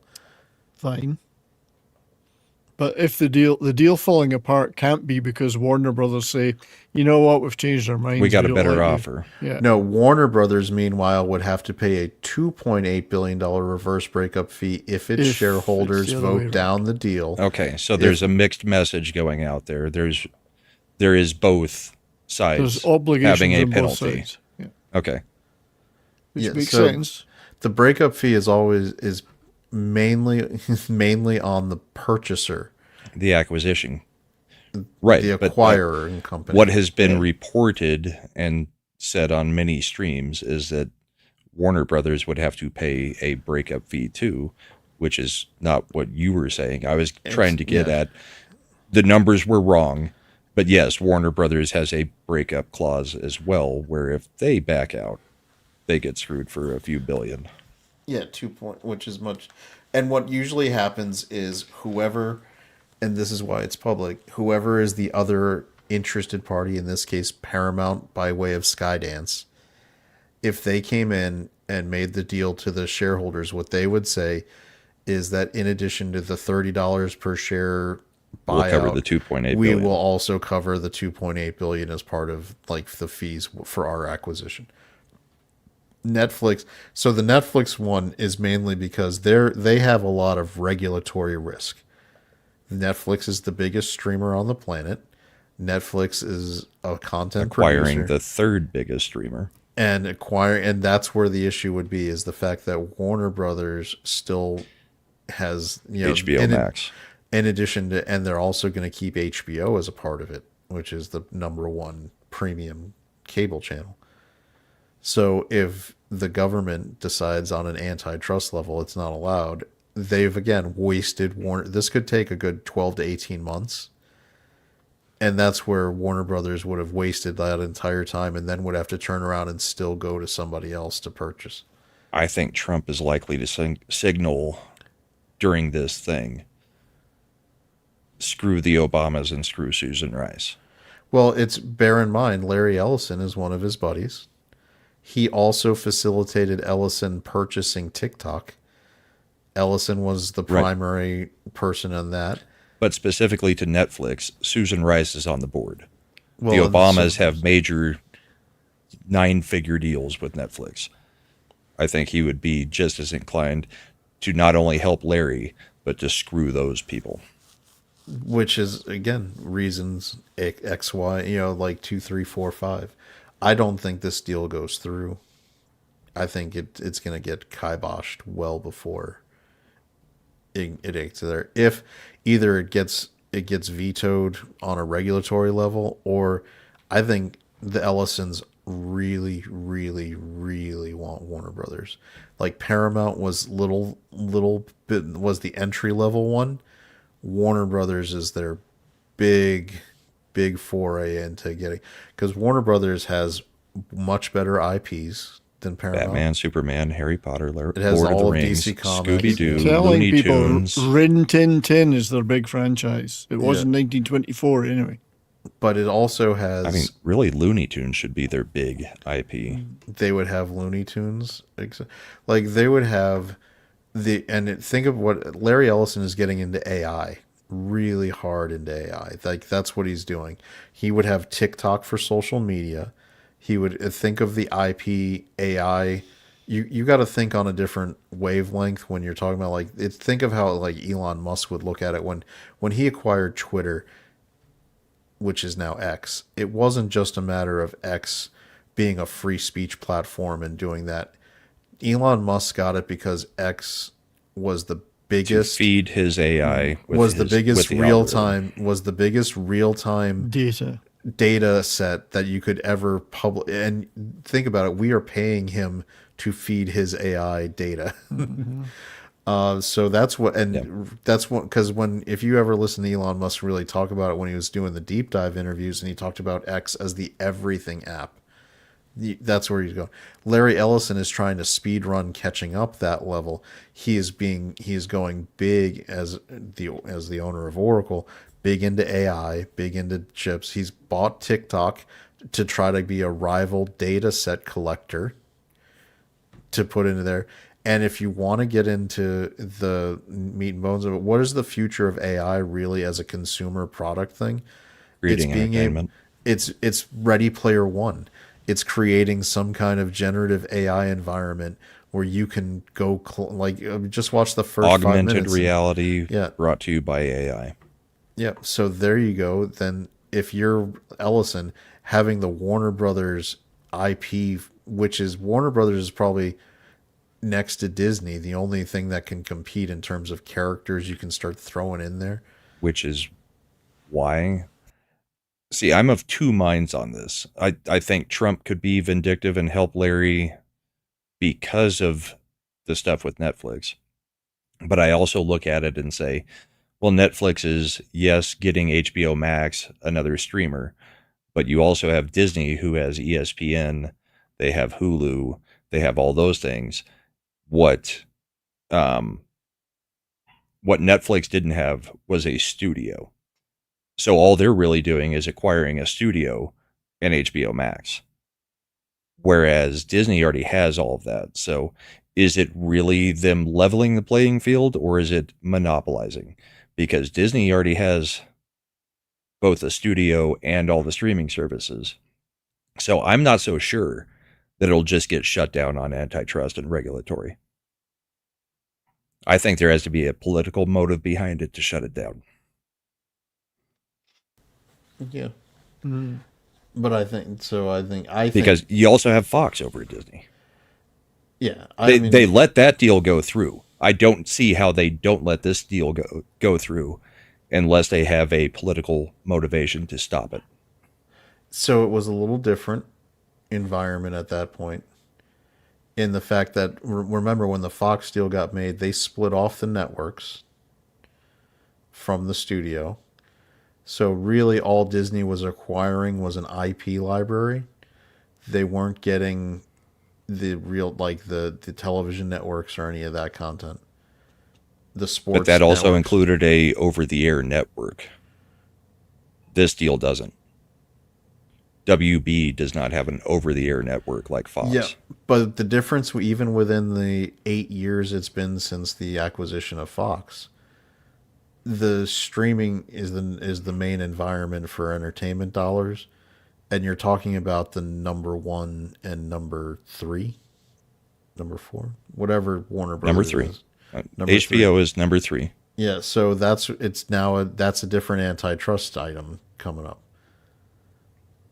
So I think it's even within the 8 years it's changed, you can knock this one down and say, there's a lot of people in the Trump antitrust Justice Department who have said that in looking back, allowing the Fox Disney merger was a mistake. Right, but even you were just a few minutes ago saying Disney is the only other thing that is as big as this would be. For Disney's IP still bigger. ownership. Yeah, Disney's still bigger. I mean, this levels the playing field. It doesn't make a monopoly. It's now that's just in terms of characters, but this could, it doesn't level the playing field when it comes to streaming, which is how they're going to attack it. They're going to say, you don't think Hulu plus Disney is about the same as no, it's not even fucking HBO close. and Netflix? No. Netflix Hulu was the second biggest streamer. Hulu has been losing for years now in terms of quarterly people. It was Netflix and Hulu. I know, but Then you had the rest. it's not like it was a like Netflix at 25%, Hulu at 20%. It's like Netflix at 80%, Hulu at 10%, Warner Brothers at 5%, and then the rest below that.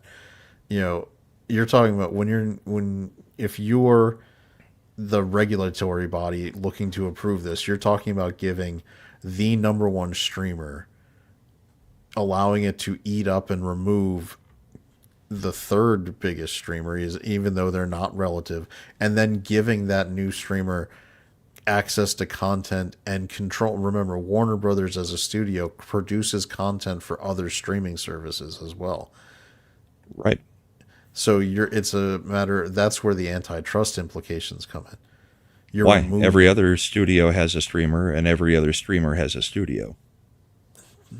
Because they're too big. That's the whole point of monopoly. They also have live sports. So here's the other thing. You can't do anything other than break up Disney, calling it a monopoly at the same time. You would have to deny this and then also break up Disney. Disney isn't big enough to warrant breaking up yet. Amongst everything that it has? Not amongst streaming services. Marvel, Fox, amongst Disney, ESPN, ABC. You've got to look at the streaming side. This is where they even have an over-the-air network, ABC. Yeah, so does Hey Paramount. guys, question. Yep. Is 70s able to fall asleep with his eyes open? Oh, no, Yep. he's alive. He's alive. I'm No, listening. Maybe you guys but killed Slender him. did for 45 minutes. It is the biggest news of the day. I mean, look who's if you're available, Mad, you can jump in and then promote what do you want to promote. No, I mean, Disney I have nothing to say on this. On a streaming level, Disney don't know doesn't as much even as like these guys. sniff Netflix's jock. They have And to it combine. shouldn't. Yeah, And it shouldn't ever. so that's the thing, that if you're talking about like from IP ownership, yeah, they might have the stuff, but look at how Disney has fucked up their IP. Like, it all sounds great. They have Star Wars and they have Marvel, but Disney's running them into the ground. They're not making good use of it. No. Sure. Do not use present tense for that. Has run them into the ground. It's Indeed. past tense. They're destroyed already. Over. but I also think, Chad, if you're going to bring into it the whole business, then Disney also has all the parks with their IPs. Parks And are a different Netflix- business. Netflix it's all under one corporation. No, it Transfer doesn't. the No. money between All them right, all. here's what you have to understand: when you're going Netflix after acquires the IPs, and they could then open their own parks. Looney there's already Tunes, there's already a DC. licensing deal with Six Flags for Warner Brothers characters. The Six Flags lost that decades ago, didn't they? No, they still have it. They haven't done Looney Tunes in any No, or in any Six Flags park that I've been in DC forever. characters. Like, they still have Batman's Revenge and Joker's Jinx and all these other rides. Little Gotham. Regulators don't look at the fact that you might own another business. The fact that Disney owns theme parks that are some of the biggest theme parks in the world. When they're looking at it, they will look at it as, do you have a monopoly in a certain segment? And the monopoly for the segment is streaming. Disney doesn't have a monopoly on theme parks. We've just talked about how Universal's kicking their ass. Netflix wouldn't have a monopoly either. They would effectively have like 90% of the streaming market after the gobbling up Warner Brothers. Who cares? Nvidia has 90% of the GPU market. Yeah, and the only reason we can't break them up is because nobody else is available, and it's a key. There's 3 other companies competing with them. But the regulators could say that, and then what difference does it make? You can't force people to watch other streaming platforms. Well, You can't here's say, the thing. Netflix, you shouldn't have 90% of it. Here's the part. This is the part where the regulators have power. You might say, well, they can't do all this stuff, and the regulators will say, fuck off, we're not letting this go through. Sorry. Well, they might. Yeah, that's the regulators can decide that they're not letting it go through. Still want to make people watch Disney Plus instead of Netflix. Yeah, and then they're going to have to... Disney doesn't... All right, no, Disney doesn't own Tubi. The Murdochs do. which is and I thought so Disney that's what owned Hulu. Disney owned Hulu. Disney owns Hulu, yeah. Because they just had to pay out Universal for their third of it. They still Hulu- haven't paid for all of that, have they? No, they have now. No. They have. No, they have. Did. They did. Wonder where they got that Yep. money from. Because yeah, Not I in mean, any of the movies this year. They must have borrowed it. yeah. So they're gonna look at it. They're gonna. So here's how it would work out. When the regulators say we're either gonna not allow this to go through, or we're gonna put conditions that you have to do to allow the transaction to go. It might be spinning off segments, like Warner Brothers. Their HBO might have to be spun off as a whole separate That's entity. a distinct possibility, yes. Yeah, so there's a lot of places where this could end up going, and then that impacts. Do you the mean value. HBO or HBO Max? HBO and HBO Max are the same entity, effectively. Then why wouldn't you be able to say HBO Max has to still exist? But That's what I'm saying. Part of the that- acquisition is that you're trying to get a studio that produces its own things. Okay, Netflix already has studio space if they want to make things. They don't need Warner. No, they Brothers pay people space. for their shows. So, yeah, and There's not a Warner Netflix Bros- studio. And Warner Brothers doesn't have a studio at their lot that they actually film stuff on. They send it to Pinewood or wherever and book the space. No, a studio is in the production company. Netflix buys shows from other people. They don't produce their own shows. Warner Brothers is a production company. studios that produce things for them. Stranger Things is a Netflix original. There through are and Netflix through. originals, which Yeah. count as a studio. Yeah. They with have the- studios. yeah. I'm with Chad on this one. Yes, they buy a lot of stuff and just brand it Netflix. Well, But so that's does Warner Brothers. They'll pick up stuff and because they're they'll- distributors as Yeah. well. That's Exactly. just how business is done these They're days, baby. distributors and producers. Yeah. So what I'm saying, you're right, Brahma. One of the conditions might be if we're going to allow this, HBO has to be spun off, along with HBO Max, to create to make sure there's competition, and they can even put a condition that for X number of years, 5 years, 10 years, HBO Max would have to have first right of any content produced at the old Warner Brothers development studios or lots or whatever. They can do that kind of stuff. To quote the great Zelensky, the auto parts king, why keep the factory going while all I want's the goddamn box? That's right. Well, then the question would be if you had to spin out or spin off HBO Max.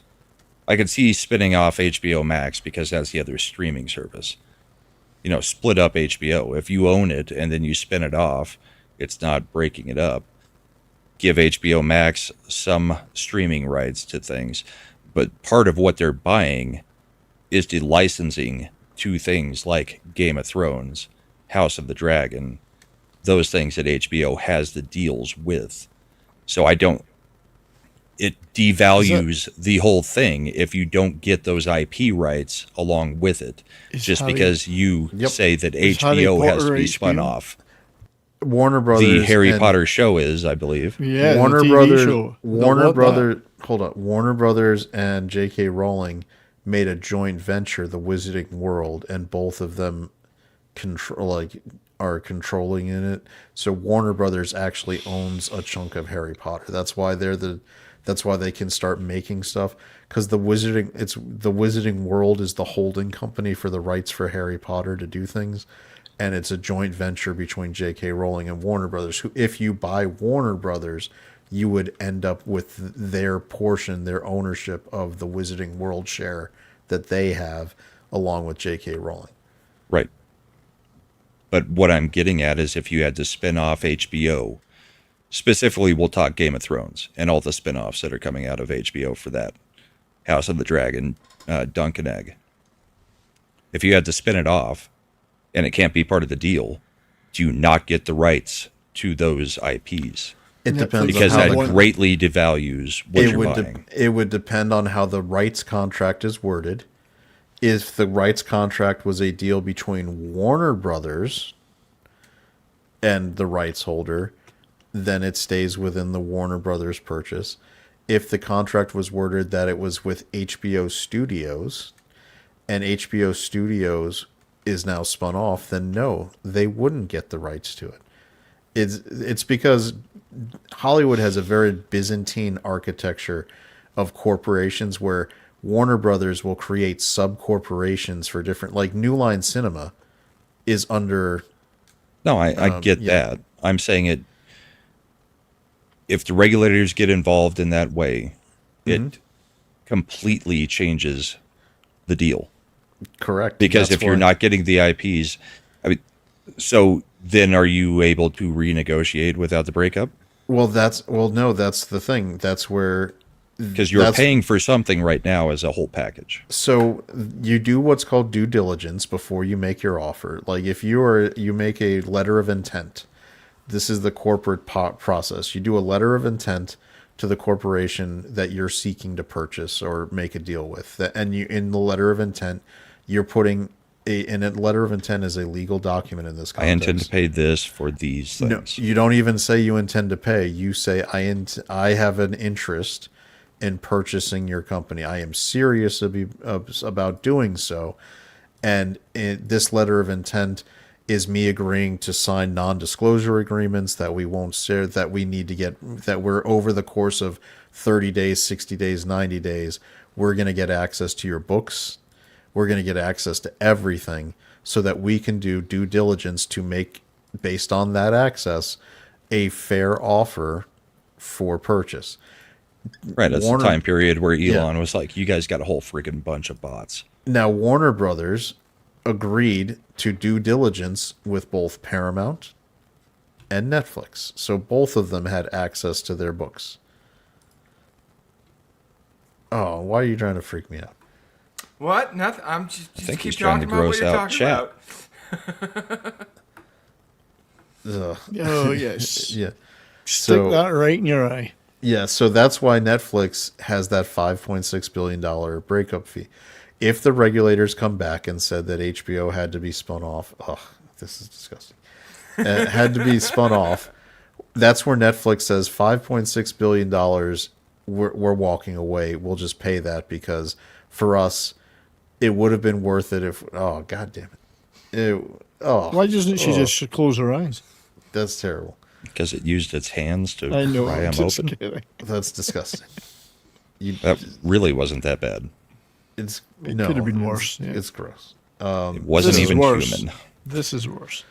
Because Wasn't Netflix even makes human. Netflix makes so much money, Bizarre. Brahma, that they're that 5.6 billion is like, I'm willing to walk away and we'll just pay you that if we don't get They could everything produce- that we're wanting. out Netflix of this could deal. produce a TV show about it afterwards and make that $5 billion back, probably. Probably they'll do it. Yeah, they do a documentary on it. Netflix Right, I just don't documentary. think you enter into it with the due diligence and all that stuff unless you think that it's actually going to pass regulatory. They want Harry And I think they Potter looked at Disney and and Fox Game and of said, Thrones. Trump has done it before. Yeah, and then this time he's going to say no, which will be great. I don't know that he'll say no. I think I is don't gonna see up say that to it him. creates a monopoly. no. He if has the- plenty of pressure he Now, can put here's on the that thing. regulatory agency if- either direction. If the regulatory agency, in this case the FTC, Federal Trade Commission, and the SEC, Securities and Exchange Commission, void it Remember, Trump got Kimmel off the air. for like 3 days. He didn't do it. That was He the didn't point. do it. Yeah. But but- no, wait, before I know you, just there's a point here that it's now got Hollywood, the leftists in Hollywood, screaming on behalf of Paramount instead of Netflix, which is Ellison, which is Trump's friend. So it's a little bit of a quandary. But Yeah. Hollywood is never like Netflix. No, yeah. So But this is why there might they're be screaming for yeah. Ellison now. to be to back up 70s. It might be a strange bedfellow situation Strange where bedfellows. they won't outright give Trump credit, but they'll support him kiboshing Enemy of the my Netflix enemy is deal. my friend. Yeah, Right. now- Like I said earlier, I'm of two minds on it. It could go either direction, but I think it would have to be a political cause to get it to go in the way of declining this.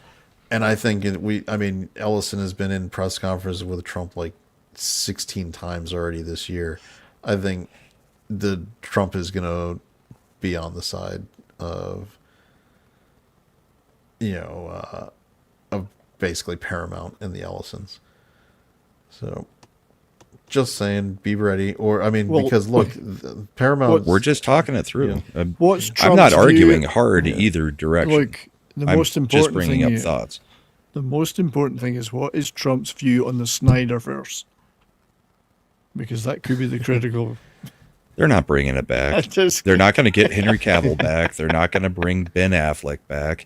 But The whole the Saudis might have promised Snyderverse it. point of this has just gotten retarded already. The Saudis may have promised Trump they're bringing the Snyderverse back, and with Ellison. No, he's getting Rush Hour 4, and he can settle for that.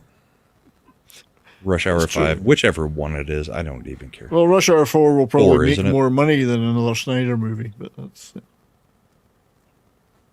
Anyway. Anyway, so hopefully everybody appreciates our deep dive into the operations of business acquisitions. We live and in finance interesting and times. murders. This is going to be, by the way, it's not going to. I think Paramount's not done making moves to try to do it. They're going to go right to the shareholders. The other thing is, if you're a shareholder and Paramount starts making publicly these offers, you can start filing lawsuits against the board of Warner Brothers for not fulfilling their shit show. fiduciary responsibilities. Because Shit if they've show. got offers that are this much better, like if it's $3 more per share, which is the newest, allegedly Paramount is making $30 per share offers, then that'd be a pretty open and shut case. But if Yeah, you've but already entered into a contract and somebody says, well, I would have paid $3 more. The Yeah, contract doesn't. No, it doesn't matter. This happen. Mergers have gotten shut down for this stuff before. But you have to be a shareholder with fairly deep pockets to take on such a lawsuit. Unless it's in Delaware and you've got an activist judge. You can do a lot of things if you get the right judge in the right Well, state. they're all activists now. I think there's problems with both sides. Well, Delaware. I it's think the there's Chancery problems. Court. I think there's problems with Netflix taking it over because, again, Susan Rice and some of the DNC mega donors, the same Netflix that brought us Obamas. QDs, things like that. Meghan And I think on the Harry. Paramount side, I don't really like the Saudi involvement Nope. because I Yeah. don't like getting Islam involved in any of our And stuff. I agree Davina, entirely. if you watch Arrow, It's stop poison. watching after the Raj Al Ghul arc. No, you know who else is It's going to weigh good in? up until the end of that arc. Movie theater chains are going to weigh in. AMC, Regal, Cinemark. They're going to file briefs Could that be the say death knell for them. that Netflix is not committed to, and it's going to destroy another industry that has American jobs. So one My of the understanding as part of the requirements- contract said that they would still put WB stuff into Yeah, but then theaters for Saranda- 17 days. Yes, Sarandos came out and said the window's only going to be like 17 days, which that's not going to be agreeable to theater companies. You need something Well, playing they've longer been- than that. They haven't fought back very hard on the 30 to 45 day thing. You don't know. No, they made a deal on that. If a movie studio pulls their movie less than within that initial 45 days, they forfeit like 40% of their box office take. They didn't make a deal with Netflix. I mean, I'm talking So about the the main movie thing studios is did with the 30 to theaters. 45 days thing is still on the short side. I mean, it still needs to be closer to 60 to 90 days. I mean, they're not putting up a good fight either way, is what I'm getting at. The theaters are basically like the movies that you're pulling early have failed, so they're not costing us anything, and we get the chunk retroactively of what it did make in its earliest take. They're not worried about it, because movie studios like Paramount, Warner Brothers as it exists now, if you got something like Top Gun Maverick, you're not pulling it after 40 days because it's still making money. Dude, we should take this to court and have Mad sit in as the judge. Guilty as sauce. Guilty as sock, yeah. But we're Don't not worry, really it's- we're not really on two sides. We're just No, we're talking not. it through. We're I mean, not. I'm not arguing with Chad necessarily. I'm trying to get different points made. It's Yeah, not but going to at go least through if we were because in the courtroom, I could throw paper or do something. it's not going to go through because Jane Fonda has spoken out against it, and that's the. I mean, I that's think it. we've pretty much run its course either way. So Jane Fonda doesn't want it to happen, it won't happen. Oh, Hanoi Jane. Hanoi Jane. Anyway. No, yeah. I don't want either of them to do it, but it's, yeah. Certainly I agree with Brahma. I don't want the Saudis involved with anything, ever. They're already involved in so much of I know, everything. sports, real Yeah, I'm estate. not as worried about Mohammed bin Salman as the previous iterations. I don't want the Saudis involved. I don't want China involved. But We're I watching a accept that lot they of are. invasion from Islam right now. Mm-hmm. On the entertainment front, too, they'll bide their time and then they will start injecting their message. Oh, yes. Yep. And their message will be grooming in the same way that Disney does now with a different message. Yep. But Netflix is already doing that message as well. So I don't think there's a win either There's no way win. in entertainment. There's no because winner's fear for us. It's captured by grooming one way or grooming a different way, and both ways are antithetical to what I believe in. Dude, I don't want to end the show talking about grooming. Can we talk about anything else? Landman. Well, grooming your beard, you know. There's more than one kind of grooming. There's an acceptable grooming. Anyway, Just, you know, if you're facial interested hair. in upgrading your computer, buy your RAM and your GPUs now, because they're going to be expensive as fuck real soon. You mean the RAM's already freaking expensive? Yeah, it's already Get your gone up GPU. 220%.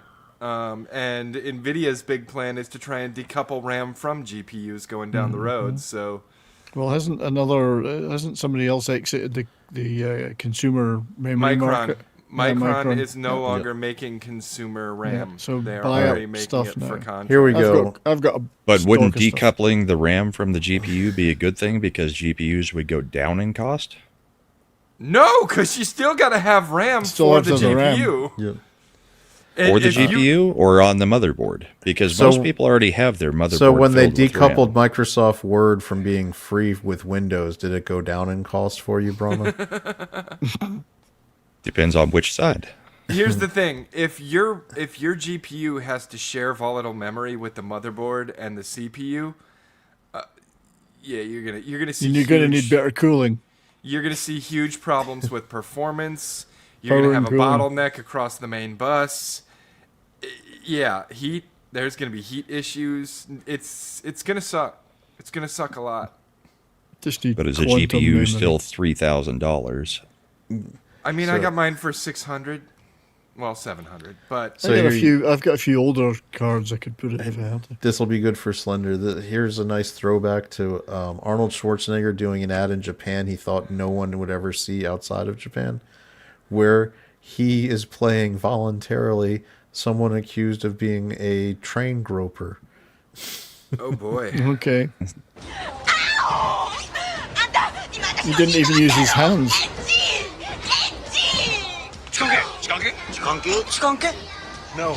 No.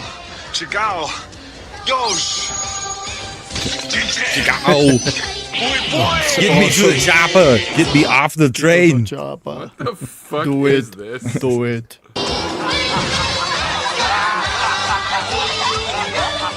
And then he became the Monkey King?